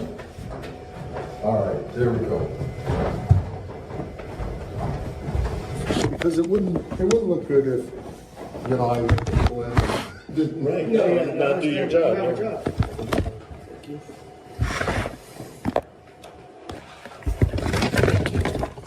But there's a lot of historic pictures in the building, in the hallway here. A lot of neat things. Okay, you talk about freedoms, and one of them is you have coats over that, and you push those bars up. Then there's racks underneath the seats. Oh wow, it is like big hats. Yes. Wow, dude, Yes. look at that.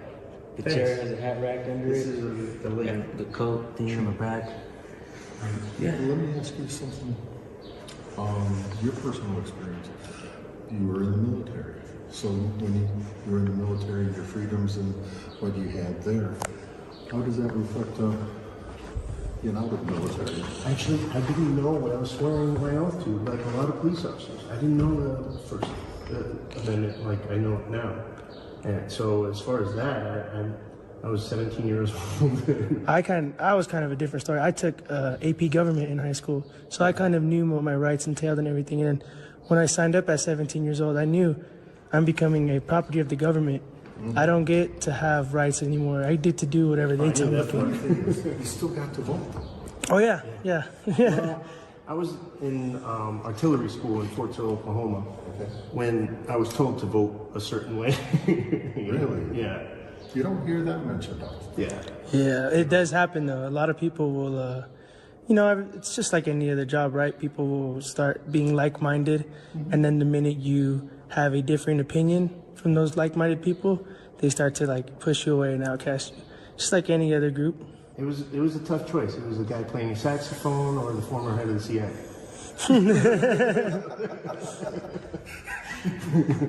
That's good. That was my first vote.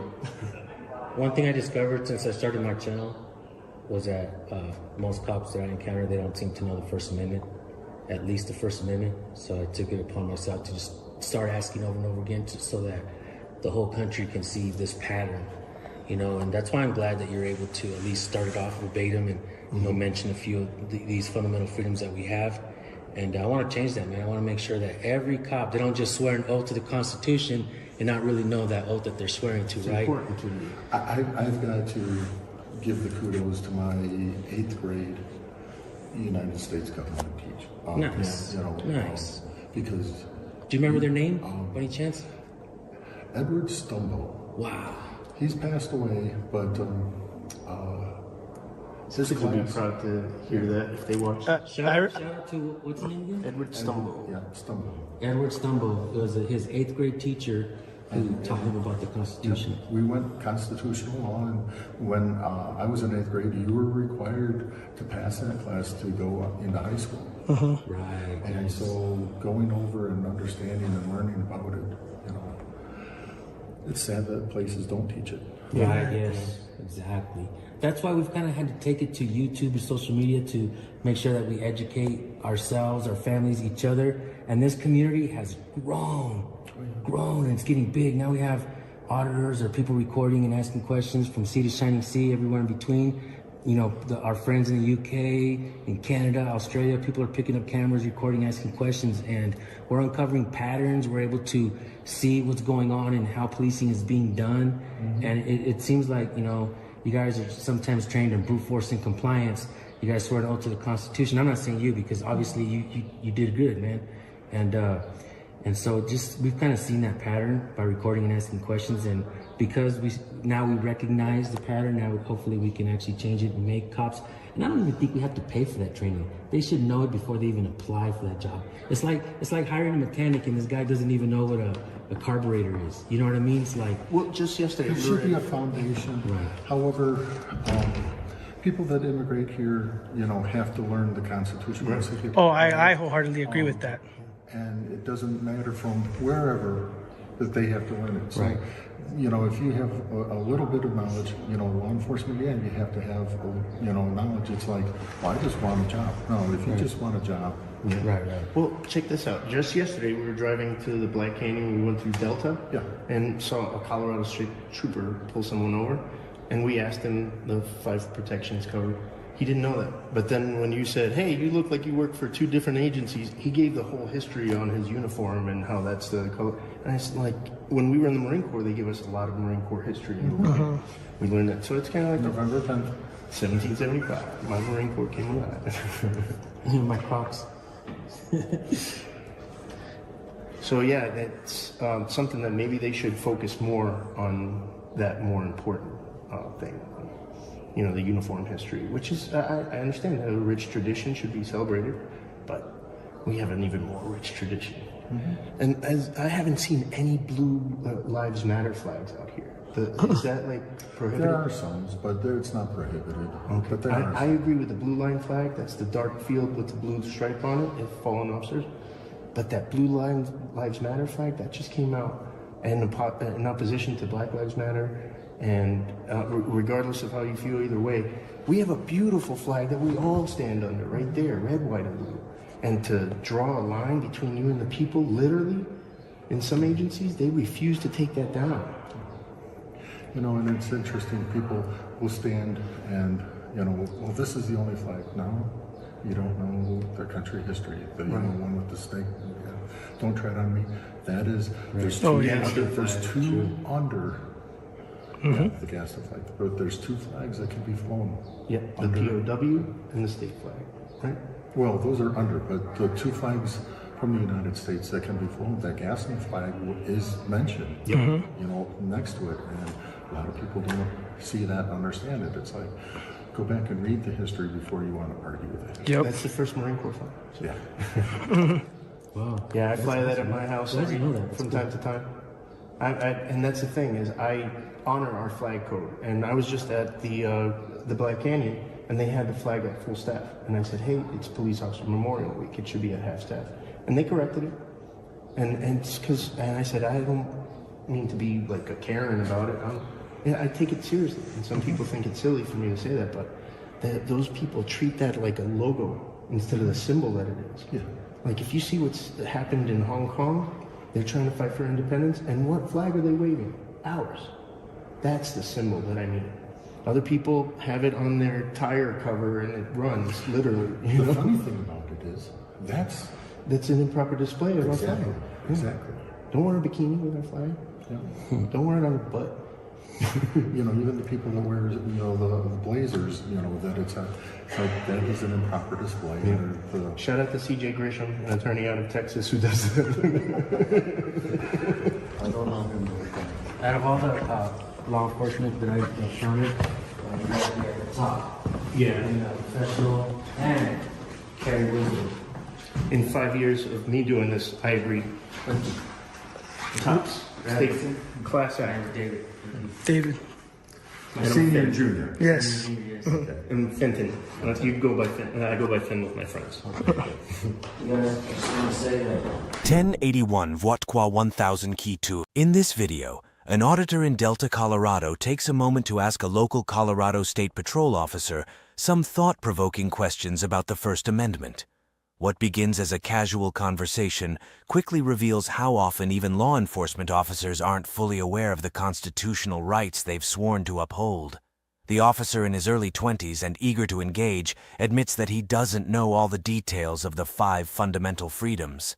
But this interaction is more than just a quiz.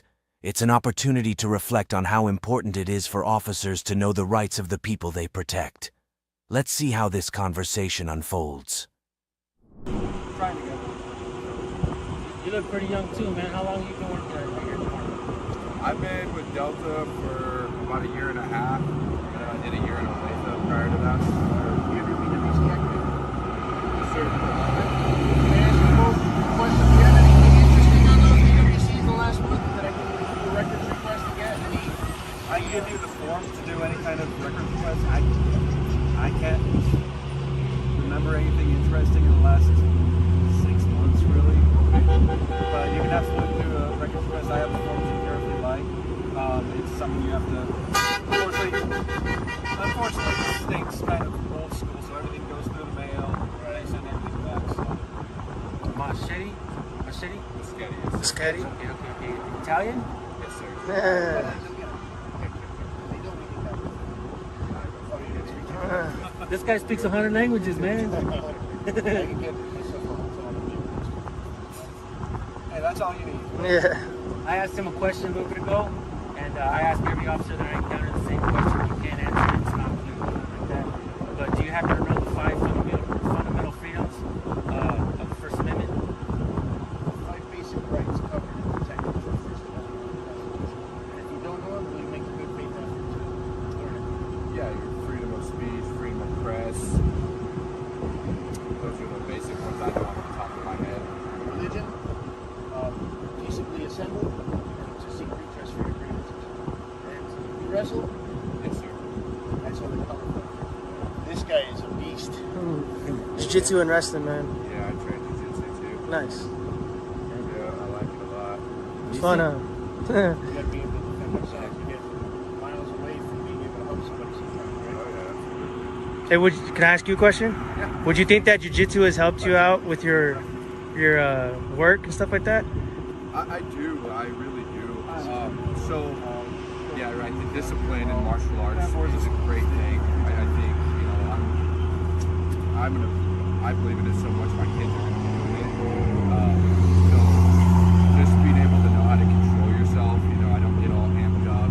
Most of the people we honestly fight with are intoxicated, so it's not like we go somewhere. It's just like a straight brawl type thing. It's just someone intoxicated, just all amped up for the night. So if you can stay calm and you're not worried about having to like amp yourself up to try to hurt someone, it's beneficial. Jiu-jitsu, the ground game side of it, jiu-jitsu is primarily like a ground defense. Yeah. Right?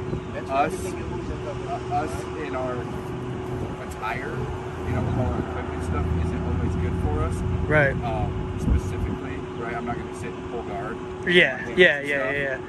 You're blasting double legs. Like takedowns, and then being able to control the arms. Kimura is a big thing I use quite a bit. Right. Just being able to put someone's arm behind their back without harming them and doing it super efficiently to where I can hold them in a position until my backup comes if I'm by myself. Right.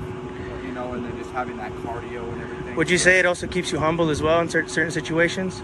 Oh yeah. Absolutely. Yeah, for sure, right? You have a 140-pound guy that whips me like nothing, you know, on a regular basis. That's very humbling. A slick purple belt that knows how to invert and stuff like that. You're like, oh. Those are really hard for us to handcuff a lot of times when they're flexible and super bendy. Yeah. They get that flail and you don't want to like hurt them. Right? Yeah. But I mean, it comes to a point where we have to get handcuffs on them. Oh yeah, for sure. That it would benefit this country if all cops had to maybe at least get a blue belt, you know what I mean, or have at least some kind of training in jiu-jitsu. Right, so I'm a little biased towards that because I'm a jiu-jitsu guy. I actively compete in IBJJF. So, okay. I do Jiu-Jitsu World League. I haven't competed at IBJJF yet, but I just got my blue belt like 2 months ago. Nice, congratulations. Thank you, brother. Get his kids into it. And my son wrestles. He just won a first national title in Reno back a month ago. Yeah. Congratulations. Thank you. Yeah, so when I transferred to this department, I've been really interested in becoming a defensive tactics instructor, and that was one of the things that I was able to find is out east in like the Virginia, Chicago areas, they actually do that, where you go to the academy and you become a blue belt in jiu-jitsu, and then you have to maintain at least the blue belt through your law enforcement career. Nice. I think that should be I believe that should be a universal thing, man. Like police, I'm sure you guys have encountered it at your guys' departments. There's some hotheads in there, right? And you can point out who the hotheads in your department are probably. And you're like, if that dude could probably be humbled a little bit. Out here at least, I haven't encountered anyone like that. I mean, I've worked in the prisons 3.5 years before this. Okay. I'm gonna say I've seen more timid people. Timid? Well, scared people, right? Nervous, right? Nervous, right? Quiet, okay. Quiet's a better word. Dr. Mattis said the most important is 6 inches of amount of feeling between your ears. You exercised that. When you saw us come in, you assessed us and said, and we stayed frosty still. You know, that's the way to do it. Yeah, you made a good threat assessment. Everybody know that we're not just going on antagonists. We're just making sure. And we're fair. We're going to put this on our channel and the stars shine. Snowflakes will melt with some other agents. And I see you as a shining example of how to behave with the citizens. Right, yeah, we record everything anyways. I know we've had issues with people coming into crime scenes and trying to record and stuff, which is a different story. Yeah. You know what I mean? Like, yeah, there's public access and stuff, and traffic stops are another big one.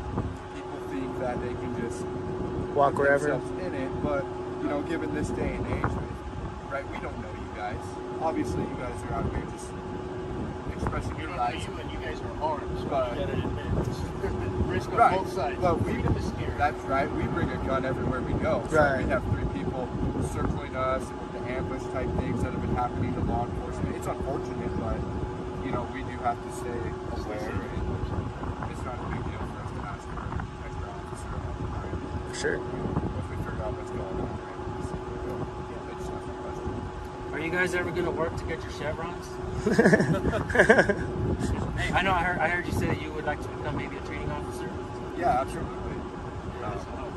I know the next step for me in my personal career is becoming a field training officer. So training our new employees that come. In my hometown, in Bakersfield, California, I stumbled upon 2 training officers and I asked them if they knew the First Amendment, and they didn't know it. And I was like, "Oh man, this tells a bigger story, you know, like." What are you really training on? Brute force and compliance? Or can we get some of that, you know, some of the natural born rights of the people, get that into some of the training as well? So just in perspective, I know for me personally, when I first started in law enforcement, I was big at trying to know, you know, everyone's civil rights. Yes. Initially, right? Now it's more of like I don't essentially look over them every day, that's why I can't tell you verbatim. But I can tell you when someone is doing something they shouldn't be doing and affecting us to where I have to take their civil rights away, because that's essentially what our job is, right? We do a lot of paperwork, and our reports and everything are explaining why we take someone's civil rights away. You know, we do a traffic stop, someone's not free to go. We are detaining them for that stop. You know, about the cameras, sometimes the agencies will circle the wagons and they don't release it after, let's say they had a traffic stop and they shot a guy, and then they say that the guy shot himself. So show us the cameras. Yeah, That's so Hammond, Indiana. I can't speak on that as far as knowing the ins and outs of all that. I just know that for us, when we have OIS, officer-involved shootings, that essentially a shoot team comes and takes it over. Oh, yeah. And so it's still under investigation for a long time. Right. And then, so I'm not sure exactly at what point it becomes public information, right? So with Colorado, it's part of that is through the district attorney, and another agency will investigate. So if I got into a shooting, he can investigate, and another trooper will. And that typically it doesn't become public record until it goes to once it's in court, public record, then it can be dispersed. But until then, unless the agency or something necessitates it. Because like you said, the ambushes that happen. There's also stuff going on where some psychopaths want that badge, want to treat it like a crown. They'll go out and atrocious crimes. That's why we have to do this. Bees don't get lost or destroyed. Right. Stuff like that happens. Yeah, California's really bad about this. Yeah, California's. Trying to antagonize somebody and just show them a reaction. Even on the boring parts, I'll just fast forward. So I came from Arizona, moved out here when I was a kid. Yeah, I've been to Arizona like 3-4 times. The police out there in Arizona, man, let me tell you, completely different environment there. Those police are on ears perked up all the time and ready to go after people. And that's another thing, right? Big city policing is a little different. I mean, we experience a lot of big city crime in this area, between like Grand Junction and Montrose, Delta's right in the middle. So everything kind of just flows back and forth, right? We have stolen vehicles, robberies, all this type of stuff all the time. But it's not quite like big city because they have a lot more of the gang stuff. Glenwood Hot Springs just had some machete wielding. Oh man, and let me just say this: you guys have a way better attitude than those police over there, man. We weren't even. Such disdain from asking that First Amendment question. I don't have to answer. Definitely appreciate you guys. Yeah. I think part of that is just when you're working homicide after rape, after assault, it just you lose. Unfortunately, some people just lose their humanity. Become out of touch. A short day because okay, I just saw a kid in a crash. Yeah. One of my first cop watches, I found a female officer.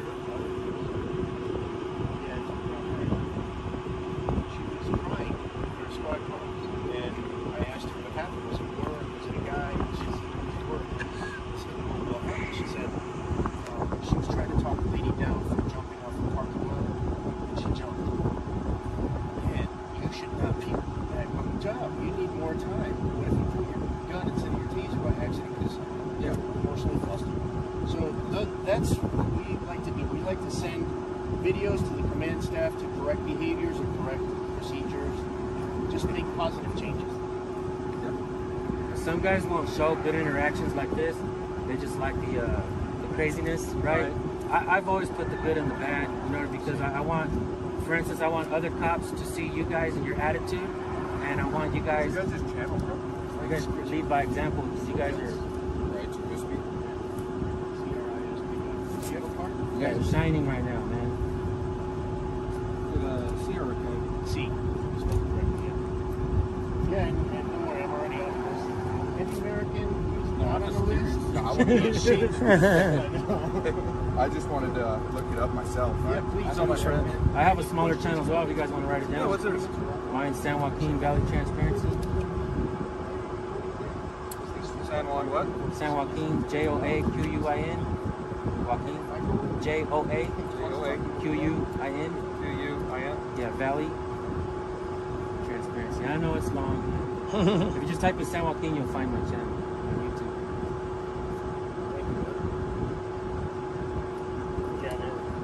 I hope you also. I hope you guys get your chevrons. You guys have your attitude. I love this right here. I gotta do. Yeah, I actually watch a lot of these First Amendment videos. Just to see. I'm a newer officer, right? So all those type of videos help me out and how to handle myself, because it's a lot, right? We go through a 16-week academy, and then we come out here on the road, and we have a book of laws this big. You kind of thrust it into it, and you're not really. And that's my specialty. Yeah, there's a big section of that, right? So it's a lot. Being a cop is overwhelming at times. you'll see on our channels, there are many examples and many warnings. Decide which one is which. Not to act like. Right. Then I hope people will understand this is the way to be. This is good community policing. Right? That's what we got to get back to. No more broken windows. You know. I hope you get your chevrons, man. Thank you. I think you deserve it, man. You have a good attitude. You're doing your best to know the rights of the people. And I truly appreciate that, bro. I'm gonna post this on my channel. Yeah, for sure, man. Did you write down my channel as well? You guys have different channels? Yeah. This is my son right here. It's my oldest son.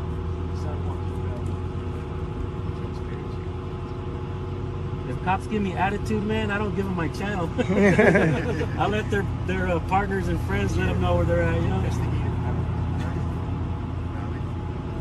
I want you guys to read the comments when you watch this video and see, how the people, react when you guys have this type of attitude. You guys talk to us, you're not trying to violate our rights, you're not trying to look down upon us or nothing like that. You guys are very respectful. I want to say I appreciate that. Thank you guys for your hospitality, man. You're doing good, man. I do. I always do it for it.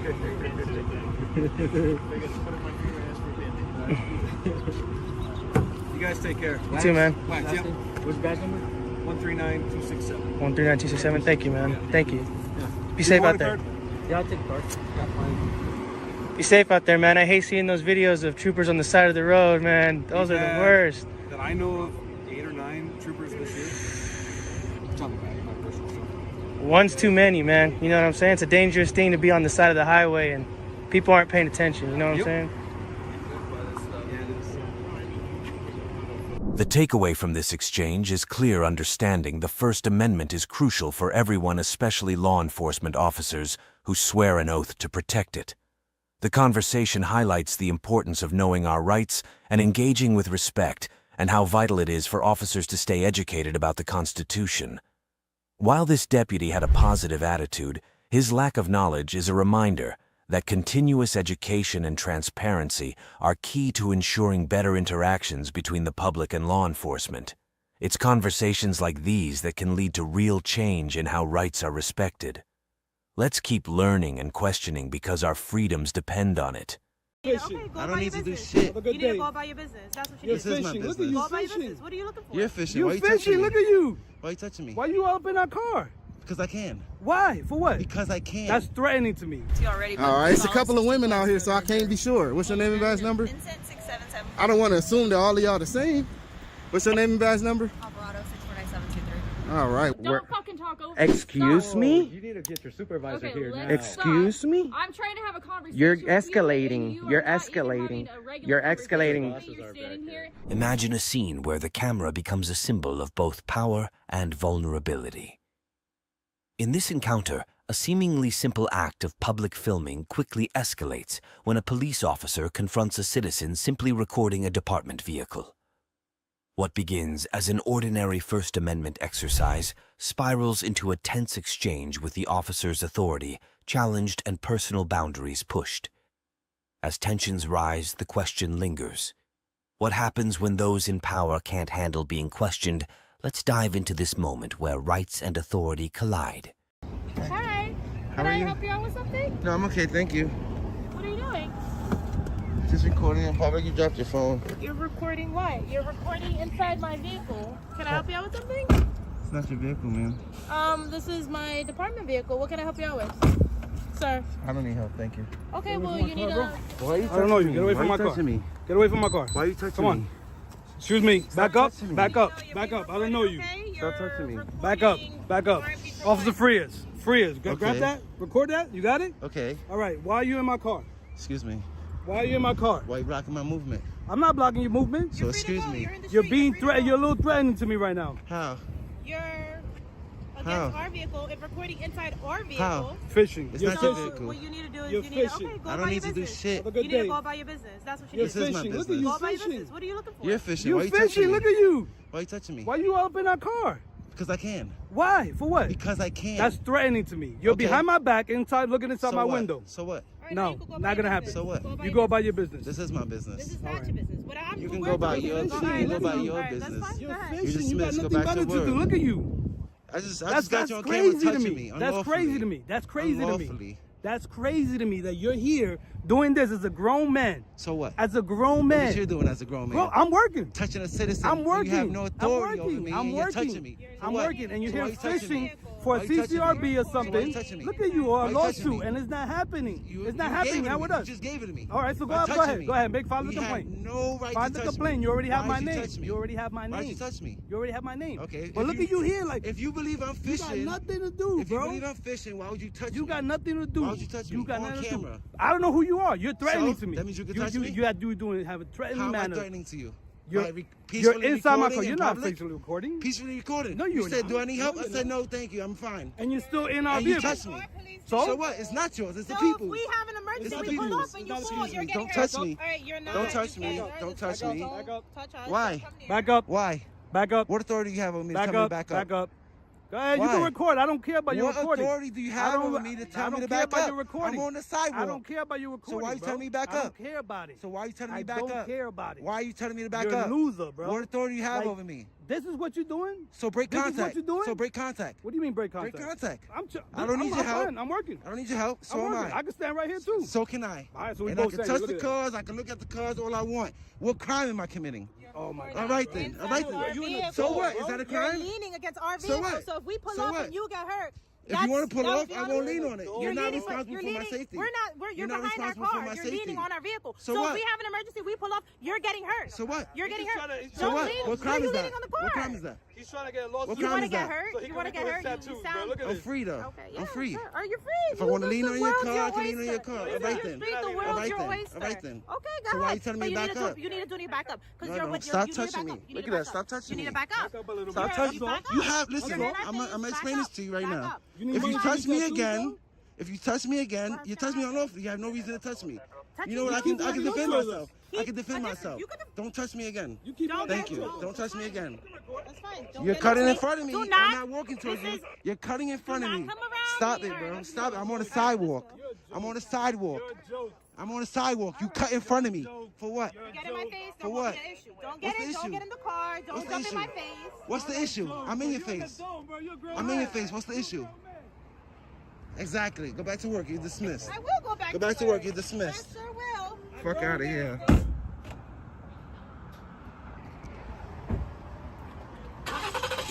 Bye. Bye. You're dismissed. Bye. Go ahead. It's the drive of shame. Go ahead. Bye. Bye. As this interaction comes to a close, we're reminded of the ongoing battle for transparency and accountability. In moments like this, it's clear that asserting your rights, especially in the face of authority, can lead to discomfort, but it's essential for maintaining the integrity of our freedoms. The real lesson here is that no one, not even those in power, is above scrutiny. Whether it's a camera or a conversation, standing firm in your rights ensures that justice is not just an ideal, but a reality we can all share. This theme of transparency and accountability takes center stage in an intense exchange over public access and the role of law enforcement in maintaining clear boundaries. What starts as a simple observation of a police investigation escalates quickly into a debate about rights authority and the responsibility of law enforcement to ensure public transparency.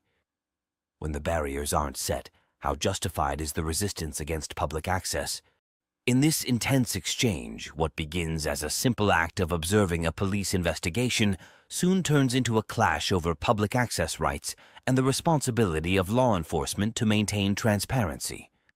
As a citizen attempts to walk through what seems to be an open area, he is met with resistance from officers who argue about the need for barriers and crime scene protocol. But when no tape is up, what's the real justification for blocking public access? Let's break down this heated confrontation where the lines between authority and personal rights become increasingly unclear. What's going on over here? We're very urgent to go there, okay? Why? Because we have some people in here. I want you to open the door. Nobody can't open the door from the inside. They can't open the door from the inside. Nah. What's your name and badge number? From the outside. I wouldn't do that. Well, I'm a law-abiding citizen. What's your name and badge number? My name is Lizaraga. Badge number is 6636. Okay.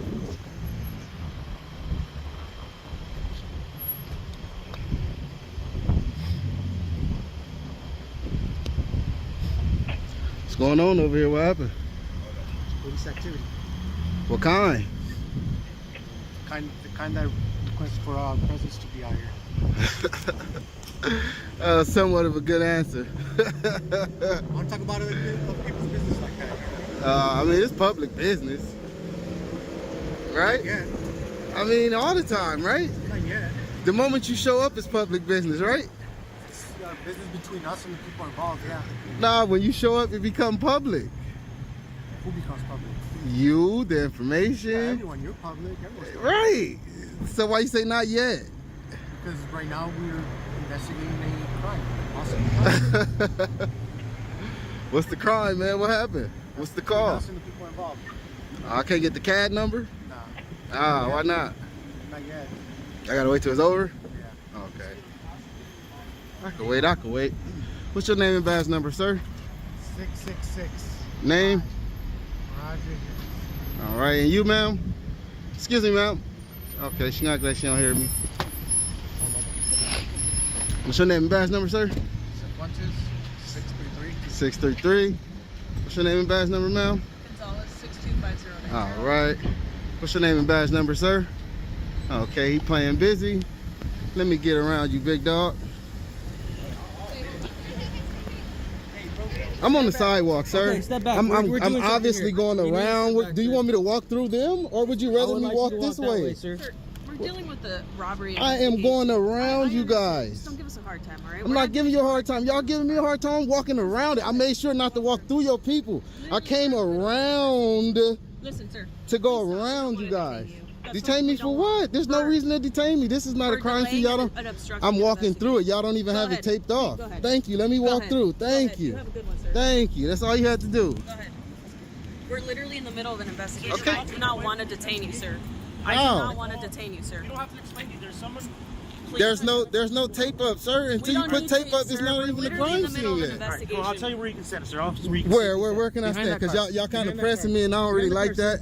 Because there is no tape up, and it's not a crime scene until this is a public sidewalk, though. I'm not touching you. You walking up on me? What do you mean? I'm literally taking steps back, and you're walking forward. You are delaying an investigation. I'm giving you orders, sir. I'm giving you orders to stand behind that. Okay, can I get a sergeant out here? Yeah, sir. All right, yeah. I'm gonna need a sergeant. I'm not delaying anything. You guys need to tape this off. This is a public sidewalk. We have free access. Yes, we have free access. You can't just pull up on the side. Look, now he's moving. So now what's the excuse? No, see, y'all just making up stuff. Y'all just making up stuff. What's your name? Dominguez. What's your badge number? 656655. All right. And what's your name and badge number? I gave it to you already. All right. It's a couple of women out here, so I can't be sure. What's your name and badge number? I don't want to assume that all of y'all the same. What's your name and badge number? Alvarado 649723. All right. Why these people so hostile? You seem nicer. I might need to talk to you. Do you not know that it's not a crime scene until you guys tape it off, and until then we have public access to the sidewalk? We have an investigation. I understand that, but if it's a crime scene, you guys need to tape it off. If you don't want the people in the public to be able to flow through it, you need to tape it off, and you know that, right? Or am I mistaken? Because no. Where am I mistaken at? Sir, we're allowing you to walk around. You're not allowing me. I'm free. I'm free. You're not allowing me to do anything. I know. That's why I'm staying. Walk around. We're in the middle of an investigation. Okay, so go investigate. We are investigating. Go ahead. Thank you for your permission, though. Yeah, I give you permission to go ahead and investigate. I'm not stopping you from investigating. And that's why he moved off the sidewalk, because he knew he shouldn't have been on the sidewalk. Just like you guys probably shouldn't be on the sidewalk up here. And next time y'all need to put tape up if y'all want to try to hold down a particular area. Y'all know that already. Because what if somebody with a wheelchair came by here? Y'all wouldn't even let them through. They would have to. They would have to be going in the street. They would have to go in the street. But they would have to go in the street, right? But they would have to go in the street, right? Yeah. Look. You can't get past the tree, and you can't get through the officers. How am I speculating? It's visible that it's not a space for someone in a wheelchair. But they would have to go on the street, right? They would have to go on the street. No, it's visual. I can see it. Where can a wheelchair fit through at? You make no sense, sir. Where can a wheelchair fit through? You make no sense, ma'am. You make no sense, ma'am. I'm here helping the community. Okay, I'm asking you, how can the community get through here if someone was in the wheelchair? There's no space. There's no space. So you guys shouldn't even pull it up like that in the beginning on the curve right here on the sidewalk. I don't get to choose where crime happens. I don't either. I don't either. I'm just here observing it. And I'm watching how you guys are conducting yourself in the midst of it. And that is not publicly accessible for the public while it's open with no tape. It should be open for the public to flow through. If someone was in a wheelchair, they couldn't get through there. As soon as we can. I would hope so. 100%. Because y'all delaying the public right now. Okay. That's what that is. You're delaying the public. We actually have the public out here thanking us for being here, except for you. I haven't thanked you? Should I just walk up and say thank you right off the bat? I don't need that. But So why are you saying except for me? I'm not causing a delay. How, by me standing here recording? How? So how is that delaying it? So how is that delaying it? Exactly. You can't even verbalize it. You can't even verbalize it. Tell me how that's delaying you. You make no sense. Make it make sense to me then. Exactly. Just stop while you're ahead. Because you make no sense.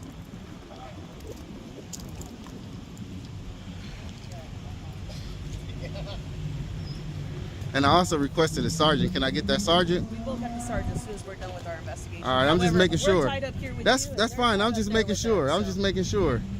Because I am requesting one. For what's the request for? I'll let the sergeant know. Well, I have to tell him what we want. No, all you have to do is let him know that a citizen is requesting a sergeant. That's it. All right. That's all you have to say. That's it? That's what you want him for? All right. I didn't say that's what I want him for, but I am requesting one. See how you're making no sense? I never said what I wanted him for. Just said that I am requesting one. And now you're making no sense. It's crazy.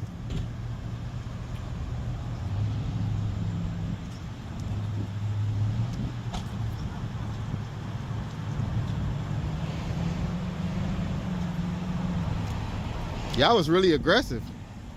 Y'all was kind of irate. You don't think so? Just for somebody walking through with a camera when y'all don't have no tape up? For me to know where it's indicated for us not to go? Wouldn't you think that was like, you know, a little extra what y'all did? Or not?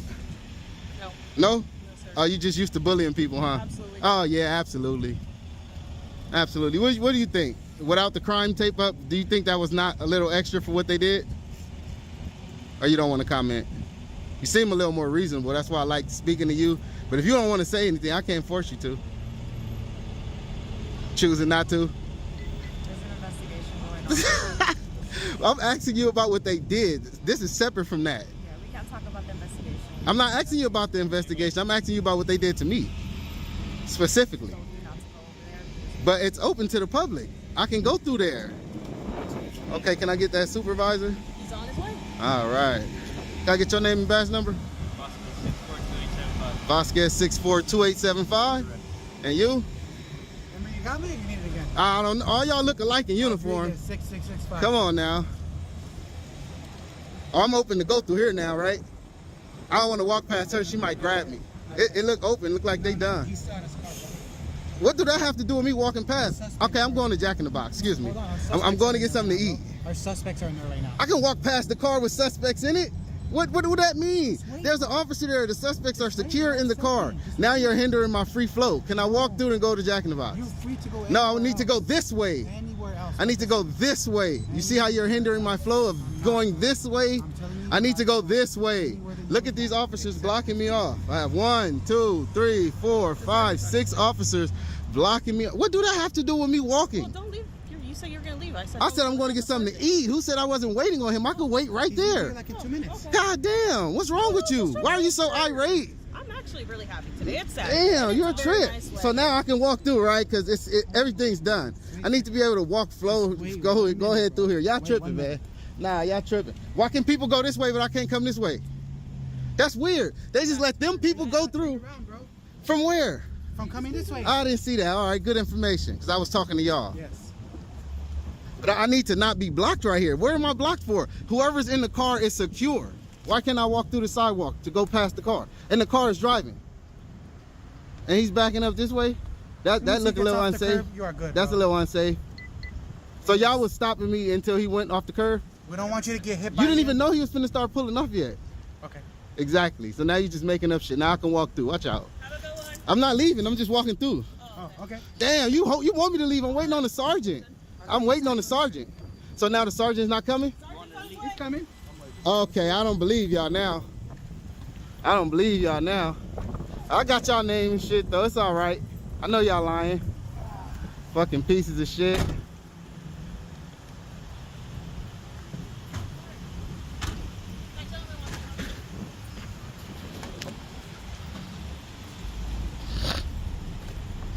Ah, I guess he did show up.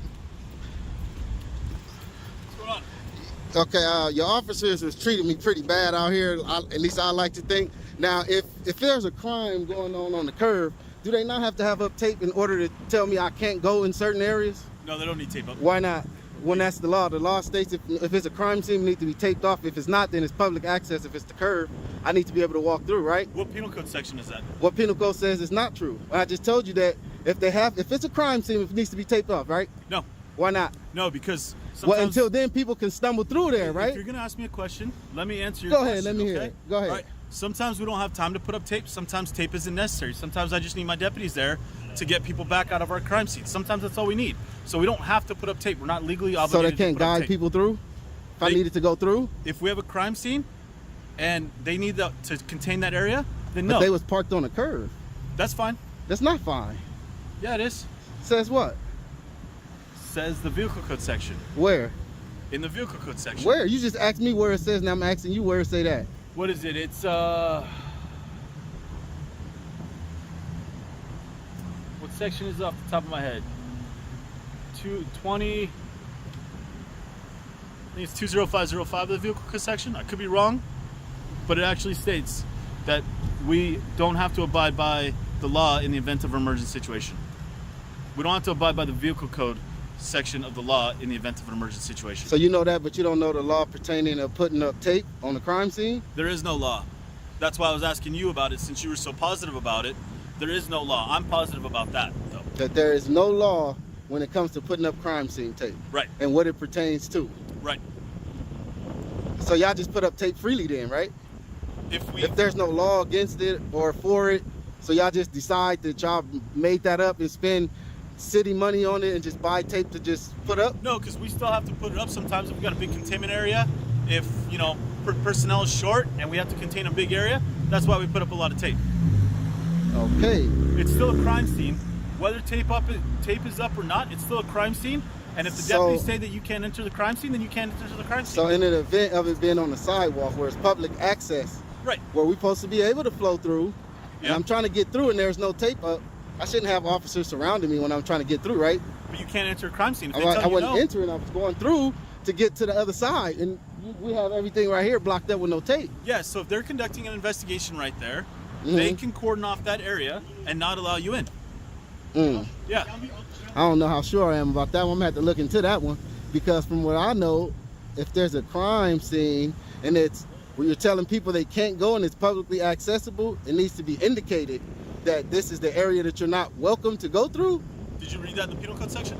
I just said I'm not too sure. Yeah, no, it's so not, I will definitely look into I'll it. save you the time of reading. Oh no, you don't gotta save me the time, because I'm still gonna look into it, because I need to know for myself. Okay. Just like I'm gonna look into the code you gave me, because you wasn't even too sure about that yourself. If you give me a minute, hold on. Hey, do you have your county phone on you? Look up the tape. That's what I'm more interested in. I know for a fact. Prove it to me then. Show me that there isn't one then. Since you want to look up something, don't look up something else that's not pertaining to the tape, because that's what I'm more interested in. I'm not really interested in the rest of it. No, I want to know about the tape. I can't look up anything about the tape because it's not in the penal code section. It's not in the law book anywhere. So what do you want me to look up? Nothing? Do you not have a policy about it then? I mean, if it's not in the law book, okay, all right. So it's no policy. So we can put up tape whenever we want. So just whenever you want, just willy nilly. When we deem it appropriate, that's when we put up tape. I think that's funny, man. I don't think that's how that works, man. I'm gonna have to check into that, because I don't think you can just put it up all willy-nilly just because you deem it, and if it's no crime and you just decide you want to tape something off, I don't think that you have the power to do that. And that's what it sounds like you telling me, that no matter what it is, if you just deem it necessary, you can, without it being a crime present. I don't think you can do that, and I would love to see where it say you have the authority to just put it up. as you deem necessary. I would love to see that. What's your name and badge number, by the way? I don't think I got it. Or if I did, I don't recall. My name is Sergeant Kasich. Mm-hmm. My badge number is going to be 102 right there. Mm-hmm. At least you're willing to look. If I would have asked them, they would have been real asshole-ish and just blew it all off. They'd have just basically told me, fuck off, like the female officer was basically doing. She was kind of rude. She was kind of rude. I don't remember her name. I got it taped, so I might end up putting a complaint on her once I go back through it and be able to get the actual name and badge number, because she pulled off so quick, she didn't want to stay.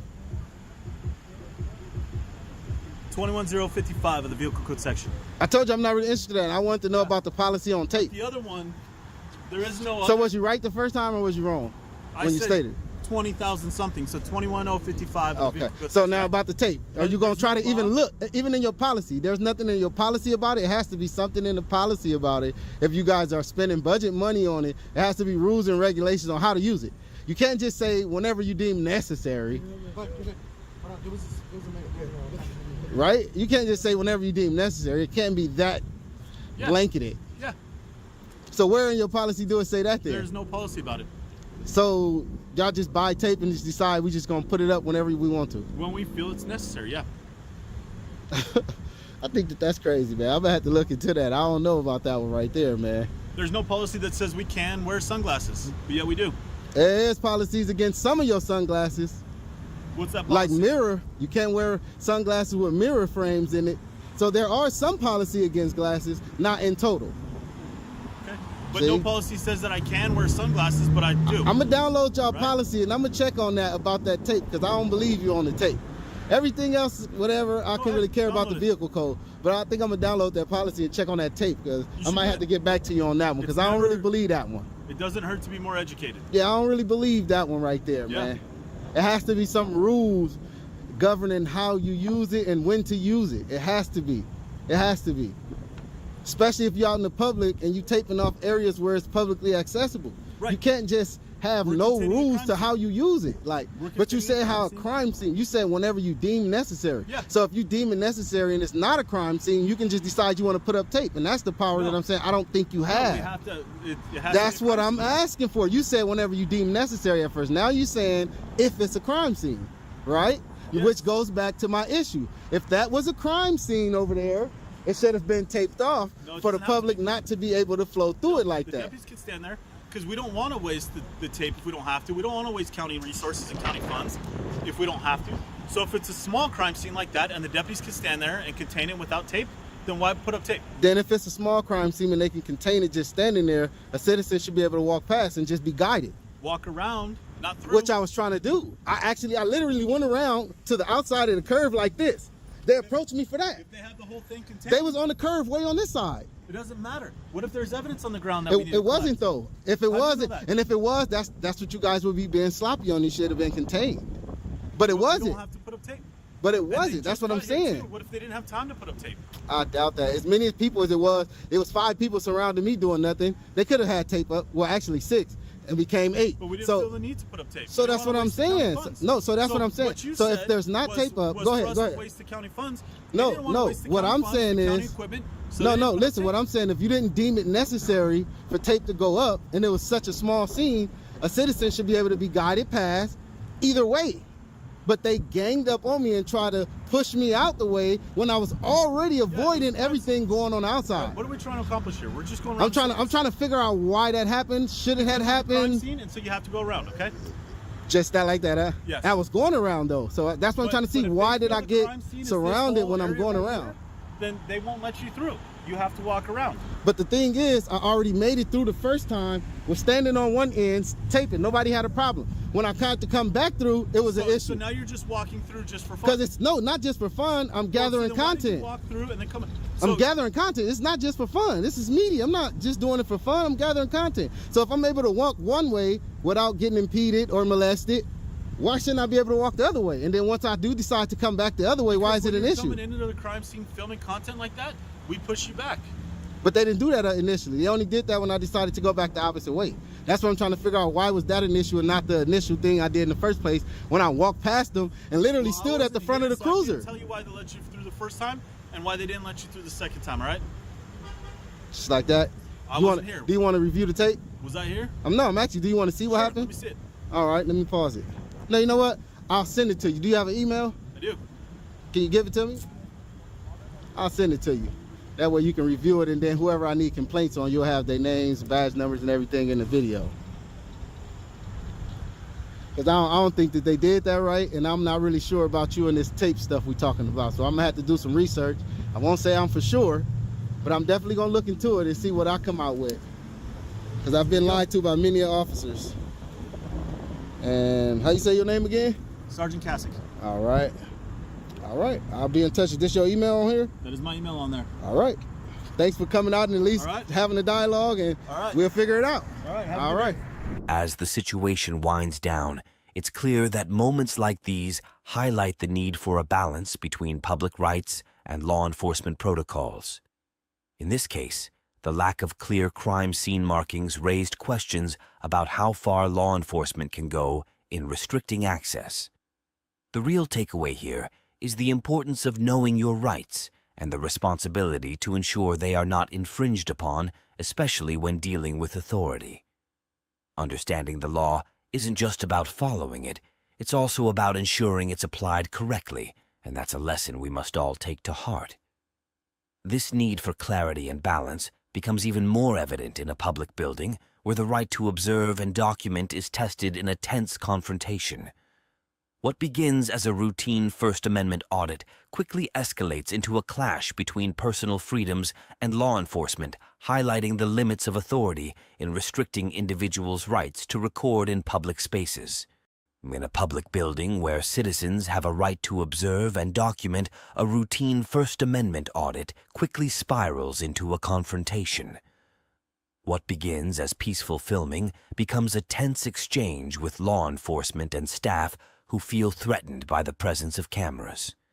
As emotions escalate, the question arises: how far can law enforcement and public employees go in restricting the rights of individuals simply recording in a public space?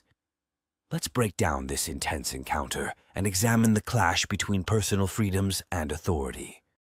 So can I speak to your supervisor? Because Why do you need a supervisor?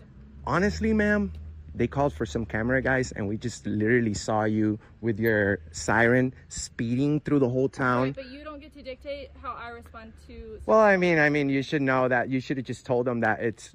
What are they doing? You should investigate.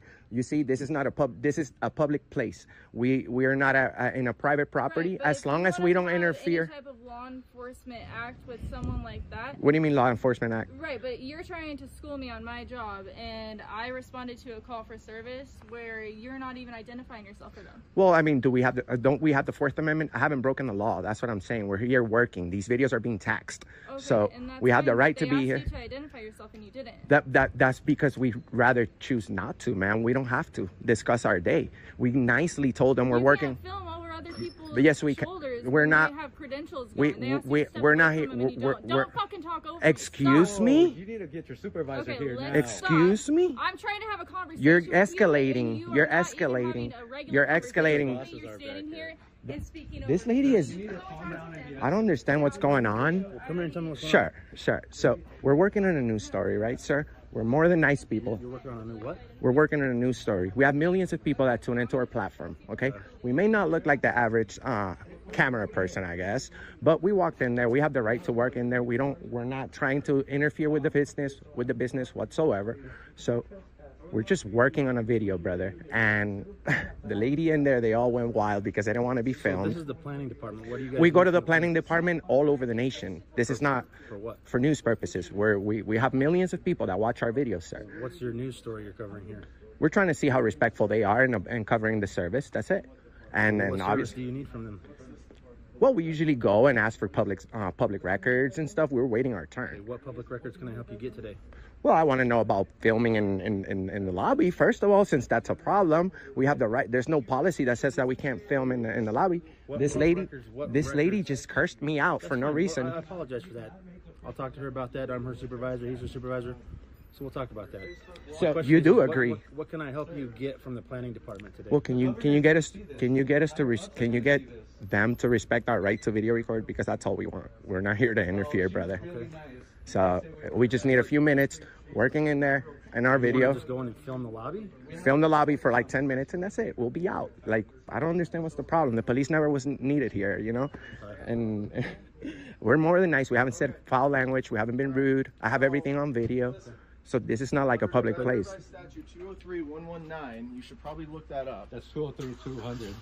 203-119. 200 trespassing. He's talking about 203. But we don't we need to break the law in order to be trespassed? You're violating Nevada Revised Statute 203.119. What is that? Hey, do you guys want to be educated? I'm talking to him. And I'm talking to you. Is he your superior? No. No. So listen, if you guys want to come in here and act like you're going to educate us, I'm going to educate you real quick. Under NRS 203-119, you cannot come in here and create a disturbance. That we never did. Cool. They're saying that you're filming over people and looking at Well, credentials. that's what they're saying. Shut up. Excuse me? You need to calm Do down. you want me to say it again? You don't need to speak to us like that. I'm explaining to you that you're violating That's the rude. law and That is doing rude. this. You're interrupting him. I'm explaining to We're you not that his property. He's telling you you're breaking the law and you're I'm interrupting him. explaining to you that you're breaking the law under a specific NRS. We never broke the law. That's If what I'm you saying. Yes, you did. He's trying to explain it. If you be quiet, he'll explain it to you. be a law. It's not trespassing. Do you have brain damage? He's trying to say that we were disorderly in there. We Whoa. weren't. I'm explaining You're to gonna be you. fired. Brain damage? That's nothing to play around I'm with. asking you. There's lots of kids and 'cause you people don't that have brain understand damage, what and I'm- you're making fun of it. Cool. Where's If your you guys don't have supervisor? any business, kick rocks. I need to talk to your supervisor. You're not talking to my supervisor. You need to leave. If you have business, Okay, we'll go to the police department. It's not- We'll go to the police department. You guys are tyrants. Go to the police department and film. Let me know how that works out for you. Oh, you can't film there either? No, you can't. Oh, really? Okay. This is going to be seen by thousands. Good. I'm trying to explain Good. the law that you're violating. We're not breaking any law. Explain something that's not corresponding to this. It's not revised statute. You should investigate. You should investigate both sides properly. I know you know the trespassing statute, but you don't know. You should investigate. Why don't you watch our videos and see what we did? If I don't leave, you're going to trespass me? They ask me? Leave. Under threat of arrest? Leave. Leave. Is this under threat of arrest? Leave. Oh my God. What was your name at that number? Sergeant Fowles, 71330. Sergeant. Leave. Sergeant, you should know that we have the right to be here. Leave. I will leave. You do have a right to be here. Yes. And we haven't broken the law. We haven't been disorderly or interfered. I'll gladly leave because I just got what I wanted. Thank you. I just got what I wanted. I don't need to go to jail over people who don't know about our rights. Okay. Have a good day. Thank you. Yep. We'll see how this works out when we put a blondie on the thumbnail. We'll see how it works out when we put a blondie in the thumbnail. Puts all the citizens in danger, speeding through the town over guys with cameras. You guys are losers. Use 13 and use 8. You're going to be on the news. Cool. You think it's cool right now? I do. Yeah, go ahead. Go home and tell your kids you're a hero. Why are you covering, buddy? Because I have a guy with a gun violating my rights. Oh, so you're scared? Yes. Okay. Yes. You guys are dangerous. Yes. Yes. You're happy. You're happy to terrorize the citizens. What a loser. Yeah. Go fuck yourself. Bye, guys. As this situation wraps up, we are reminded of the constant tension between individual rights and authority. The law is clear: citizens have the right to film in public spaces, yet too often those in positions of power misinterpret or ignore these rights, escalating peaceful encounters into unnecessary conflicts.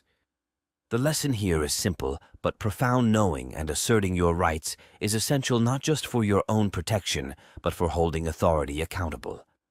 It's a reminder that public spaces are for everyone, and respecting each other's rights is the foundation of a free society. I want the pull down. Okay.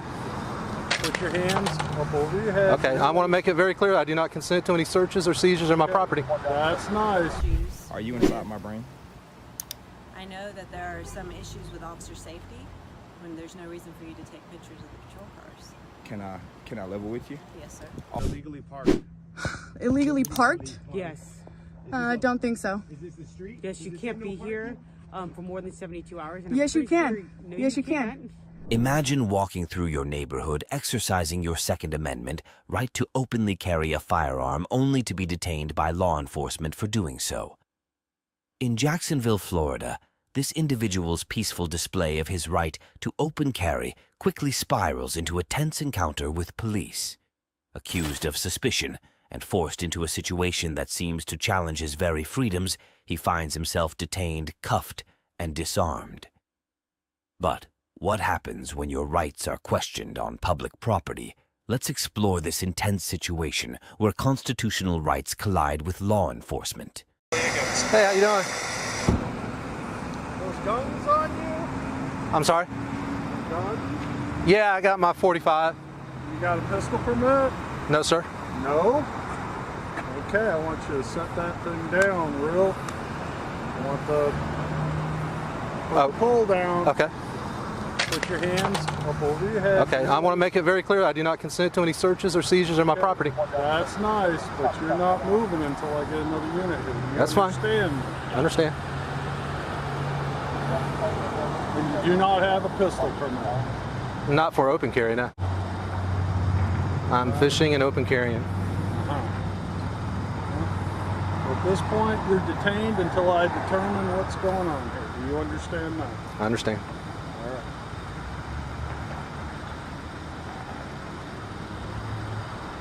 Do you have identification on you or not? I do. It's in my pocket. All right. Don't go for it. I'm not. Somebody called you in wearing the gun and suspicious. Okay. Obviously. And we're going to go ahead and conduct an investigation as soon as another unit gets here. Okay? Understood. Are you with I'm with the city of Ormond Beach. Okay. Do you have a name and badge number?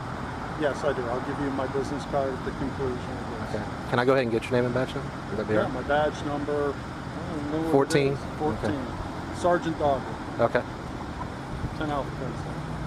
We don't use those. I'll give you my computer ID. Understood. 1012 is signal 0, and I'm standing by for another unit. Do you live in the area? I'm not answering any questions.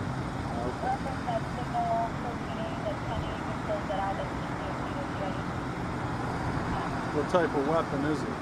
I'm not answering any questions, sir. I'll give you my name since I'm being detained. My name is Jeffrey Marcus Gray. I'm sorry, Jeffrey Marcus Gray? Yes, sir. Born January 8th, 1970. Other than that, I'm not answering any questions. That's your constitutional right. Okay.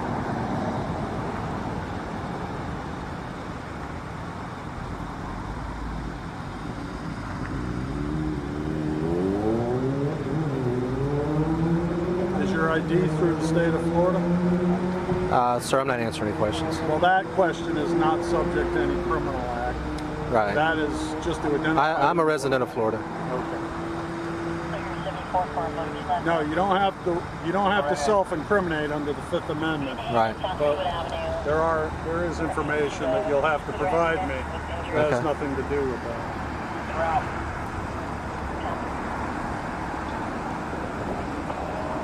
I'm just gonna. Can I just adjust this camera strap because it's kind of pulling on my neck? You don't take your hands off your head. Okay. You do have your gun out of your holster? Yes, I do, at my side. Okay. I'm not pointing it at you, but I have it at the low ready in case you were to do something offensively against me.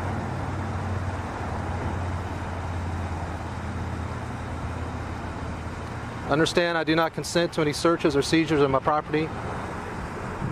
Okay, well, until we get this taken care of, I'm going to remove this from you, sir. Do you have any other firearms or weapons on you that we need to be concerned about? I have one that's in a concealed weapon. One at? It's on my right side and inside the waistband holster. Okay. He's got one on the waistband there? I do not consent to any searches or seizures of my property. They are locked and cocked. Be careful. Do you have any other weapons that we need to be aware of? I have 2 magazines in my left pocket. Other than that, there's no weapons. Oh, okay. Left pocket? Cargo pocket? Yes, sir. Any knives or anything that's gonna stick me? Regular pocket.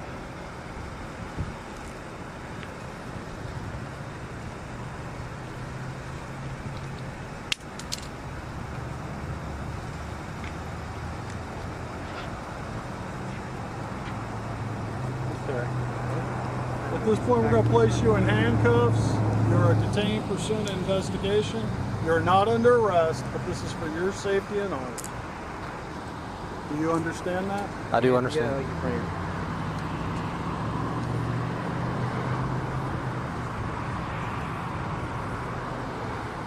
Your wallet is in your cargo pocket, My wallet, yes, sir.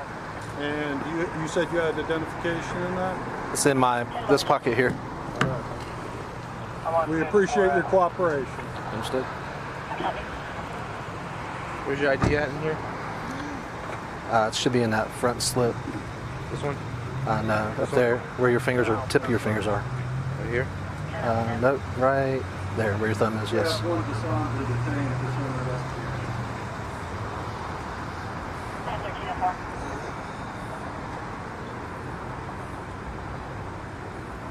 Officer Evans, would you read him his constitutional rights before we proceed any further? He's already invoked, but I want him to be aware of what his constitutional rights are. And then he can make an informed decision. He probably already knows, but... What's your name, sir? He's got it right there, Jeffrey Marcus Gray. Mr. Gray, I'm Officer Evans from the Ormond Beach Police Department.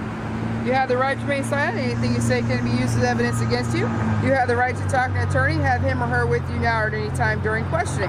If you cannot afford an attorney, one will be appointed to represent you. If at any time you wish to stop talking or have an attorney present, all questions will be stopped at your request. Do you understand these rights, sir? I understand.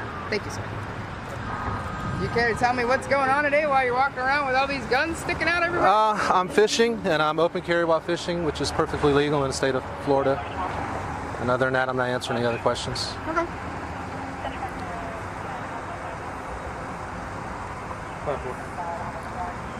If you guys check out Florida Statute 790.25.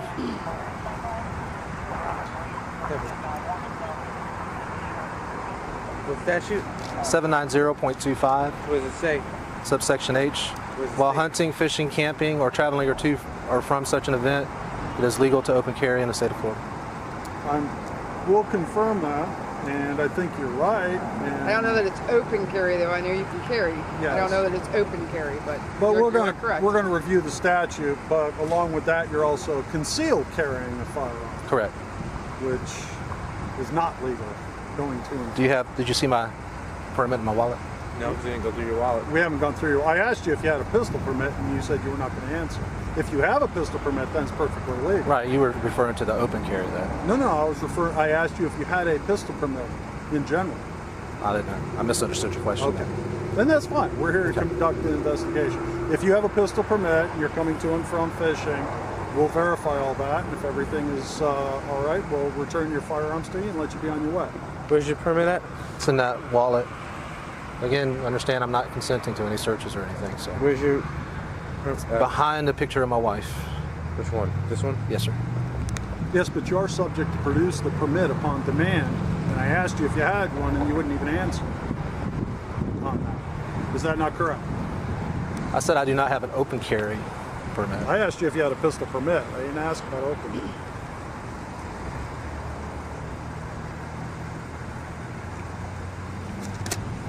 Go ahead and, that's probably the right statute if you would check it out.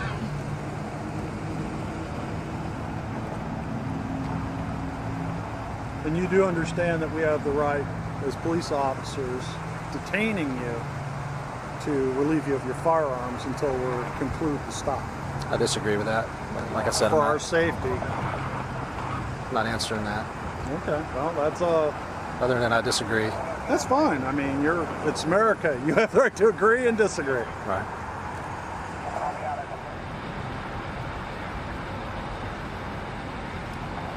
Got my business card and my ID number for you, sir. Understood. Thank you. If everything affirms out, as I said before, we'll go ahead and release you. If I might make a recommendation, I'm not asking you a question, I'm making a recommendation. Since you have a concealed weapons permit, in the future, again, I would say that you might want to, however many guns you carry is your business, not mine. But if no statutes were violated, I would say that common sense would dictate you might want to wear them all concealed. Not saying you have to, if that's how the statute bears out. I would say that common sense so that you don't run into situations like this. I mean, I am a firm believer of the ownership of firearms, your First Amendment right. Are the cuffs too tight on you? No, they're fine. It's just my arm kind of cramped up. Okay. That's all. The cuffs are fine. They're not tight or anything. Okay. I'm a firm believer of the First Amendment, and I would try always never to do anything to cut into your rights on that. At this point, we're just, as I said, we're detaining you. If everything checks out, you'll be on your way. I myself wear my firearm off duty, and we're required by policy to have a jacket or something over it. I would recommend the same for you, because then you don't make other people in the area nervous. You know, statutorily that may not be a prerequisite, but common sense. Just to save yourself having the police officers call to check you out every single time. I'll be back.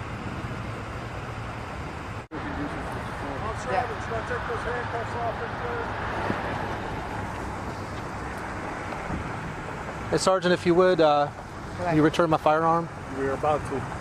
Can you just put it in my car for me? I don't want to have it in my hand or anything. We would like to do it that way too. Okay. My business card, sir? Okay. As soon as you reclaim your property, and then we'll escort you over with your firearms to your vehicle. Okay. We appreciate your cooperation. Yes, sir. Can I put that in my pocket? Yes, you may. Okay. Thank you. People aren't used to people walking around with guns like that, like the Wild West. You know what I'm saying? So they're gonna call too, just so you know. Especially not at a fishing pier like this. Now, if it was out in the middle of the woods, that's one thing. You're talking about you're in a residential area. Right. It's not like you have any bears trying to steal your fish. Who's got them secured? It's not like you're gonna have to worry about bears coming trying to steal your fish or nothing. That's.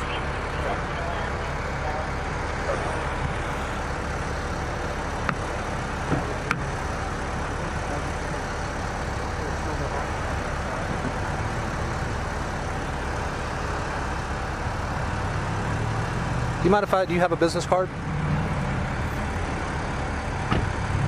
They are loaded. I mean, they have one in the chamber, so We treat all weapons as if they're loaded. Okay. Just right over here.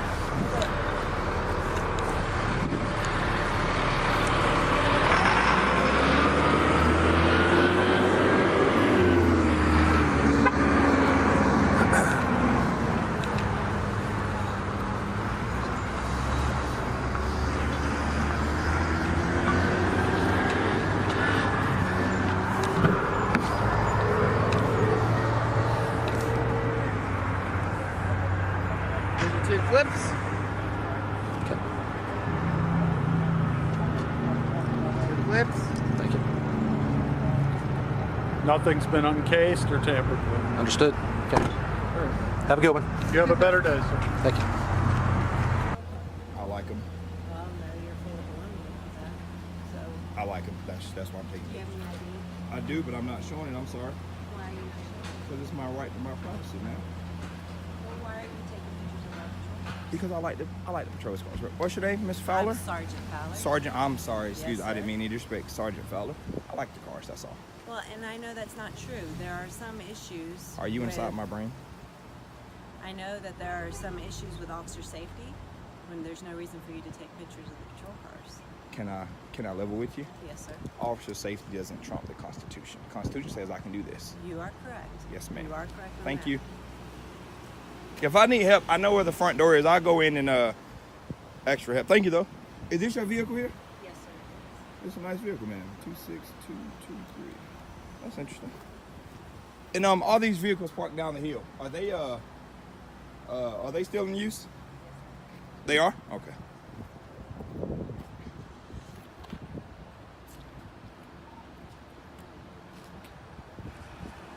So I got 1, 2, 3, 4. Can you also call in suspicious? It's not a felony nor misdemeanor. Call that in too, please.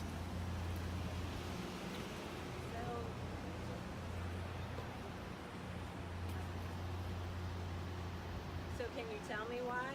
Besides the fact that you just like taking pictures? I'm a journalist, ma'am. I'm a journalist. And I don't have any press credentials because the state doesn't issue them. I can make them myself, which doesn't make them legal or valid. I'm a journalist. That's what I do. I go around, I travel, take pictures of federal and government buildings, police to police, and make sure y'all aren't doing anything y'all aren't supposed to do. That's all. And is there any reason, are you going to post this on Facebook or anything like that? All, is it to everywhere. harm law enforcement at all or anything like that? No? I don't wish harm upon anybody. Not at all. Well, and that's our main concern is we just want to make sure that we're safe and that you're safe. Oh yeah, absolutely. Yeah, I don't mean any harm, any ill will, any ill intent. I just go around taking pictures. That's all I do. Take pictures, take videos, post them on my blog, Facebook, just stuff like that. That's all I do. Is there any interest? Like, are you trying to figure out if we're not using funds properly, if we have too many vehicles? Oh no. I mean, I would like to know where my tax dollars are going, but I mean, other than that, I don't. Again, I'm not here to pester you about anything or any other officer. But I mean, this is a protected activity by the Constitution, and I didn't expect this barrage of officers. I mean, but. Well, I mean, this is our headquarters. And I understand it's your headquarters, and I get y'all asking questions. But yeah, that's all I'm doing. Just taking pictures and videos and get some shots of the cars down here, down the hill, and I go into the courthouse next, and I'll be on my way. But you do understand our concern as well. I mean, it is funny that if somebody comes and takes pictures of our patrol cars, it's not a normal everyday thing. It's not. I mean, but again, I mean, it's completely legal at the end of the day, and that's just just all I'm doing. You're correct. And that's all, just a honest conversation is all I'm asking. I understand. Yeah. And again, I respect that because a lot of officers, they try to impede on this right, and they throw that suspicion word out, and they try to stop you from doing it just because they personally don't like it. But like I tell them, America's ran off the law of the land and not personal feelings. And personal feelings are subjective to change. So you can't tell me that I can't do this just because you personally don't like it. And that's kind of my breaking point with police officers. They try to put their personal feelings above my constitutional rights, and I just don't agree to it. But outside of that, that's really all I'm doing. Okay. Just take pictures and videos. That's all. Okay. As long as you don't mean us any harm. Oh no, ma'am. Not at all. Not at all. Absolutely. Not at all. Have a good day. Yes, ma'am. You as well. Thank you. Yes, ma'am. As this interaction wraps up, we're reminded of the constant balancing act between the exercise of our rights and how those around us perceive them. Public photography, while entirely legal, often stirs suspicion, particularly when it involves law enforcement or government property. The lesson here is clear. Knowing and asserting your constitutional rights is essential, but so is engaging with others in a way that promotes understanding and respect. As we navigate these complex moments, let's remember that our freedom should never be taken for granted, but respected and upheld by all.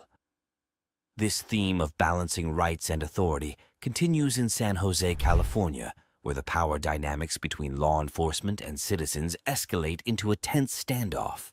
What begins as an ordinary First Amendment exercise quickly sparks a heated debate about the limits of public photography and the rights of individuals.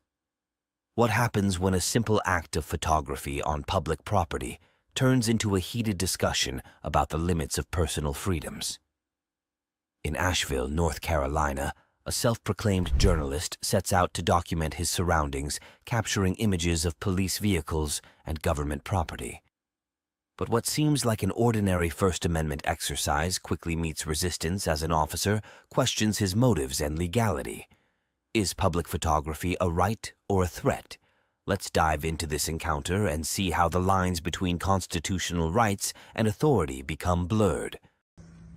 Come on out, please. Nope. Name and badge number. Officer Guerrero, badge 5110. Come on out, please.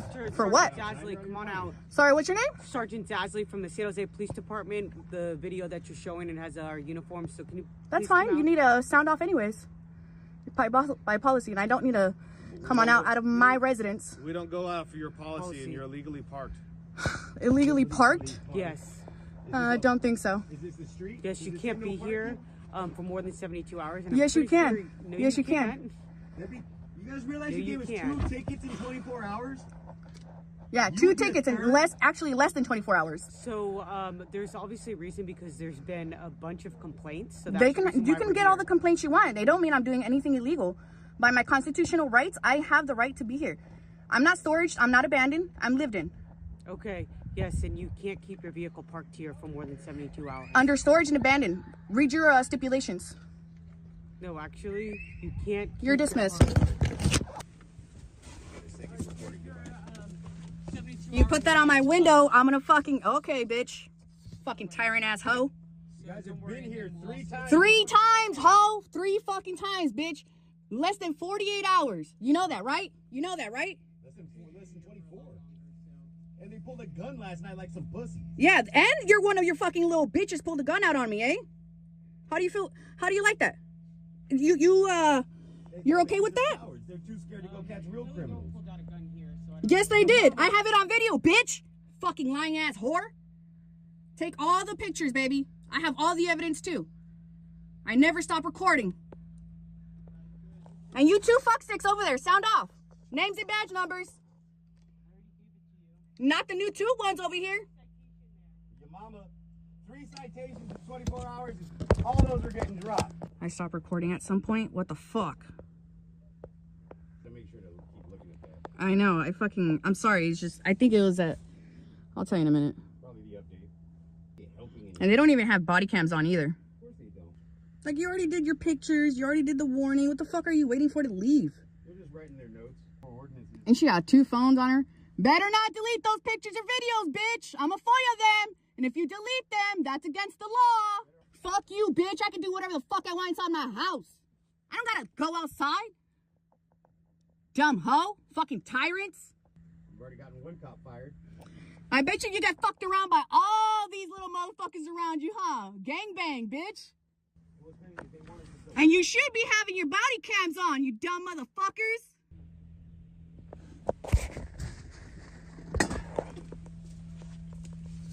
All right, Juliet, I need you to come out and sign this ticket. Nope. You're being cited. Put it on the Go floor. ahead and put it on the windshield. Being cited for storing a vehicle on the street. The third one in less than 48 hours? Love it. 11.36. Love it. And a vehicle parked or left standing for more than 72 hours. Left standing like it was turned on? He's a fucking It's idiot. going to be California Vehicle Code. Your mama. 22651. Your mama. Hey. I ain't signing shit. You can go ahead and put that on the windshield if you like, bitch. You got a court date. Nice. Fuck yeah. Love it. Thank you for that court day. I hope to see you there, bitch. August 1st in Morgan Hill. Morgan Hill? I'm not from Morgan Hill. Well, that's where the court is. That don't make no fucking sense. It has to be San Jose, bitch. All right. Don't worry. Don't worry. I'm gonna put all the complaints on you, Guerrero. Okay. No problem. No problem. I hope you're at court. I hope you're at court, bitch. I hope to see every single one of you in court, bitch. Whore bag. Shut up, bitch. Shut up. Punk bitch tyrant. That's your name, ho. Your mama. Hope you get run over.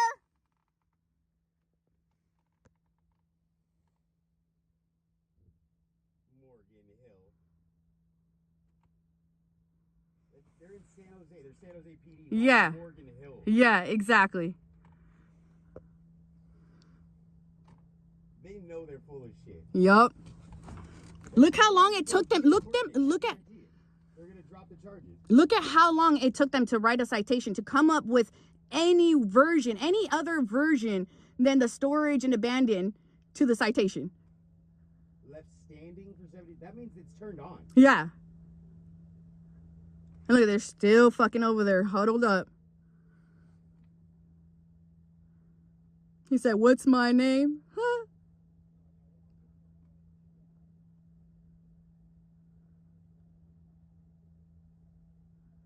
Yeah, those fools are fucking lame. They're jokes. That's why people kill them. They earned the fucking hate, man. Karma comes for them worst of all. There's a special place in hell for cops.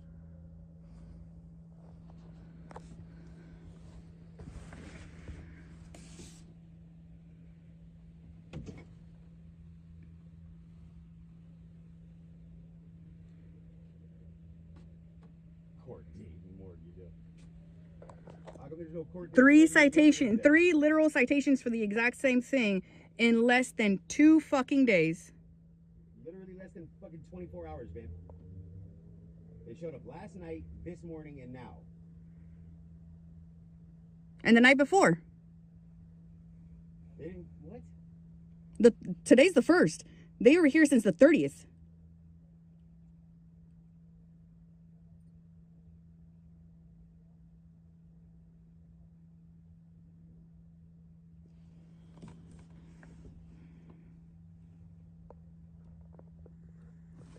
What's funny is that any of the ones that threatened, I'll see you in a few days, did they even come back? The sergeant did. That he's the one that wrote the citation the first time and then the second time. Because he knows better. He knows that shit's not gonna fucking fly. San Jose DPD, fucking, we're here parked in San Jose, and they're gonna try to set a court date for Morgan Hill. Mm-hmm. They can't even go to that jurisdiction. Kill yourselves.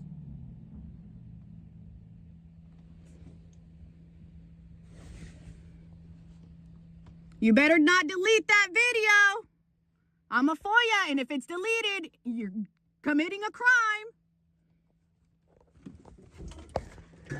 Did you hear me?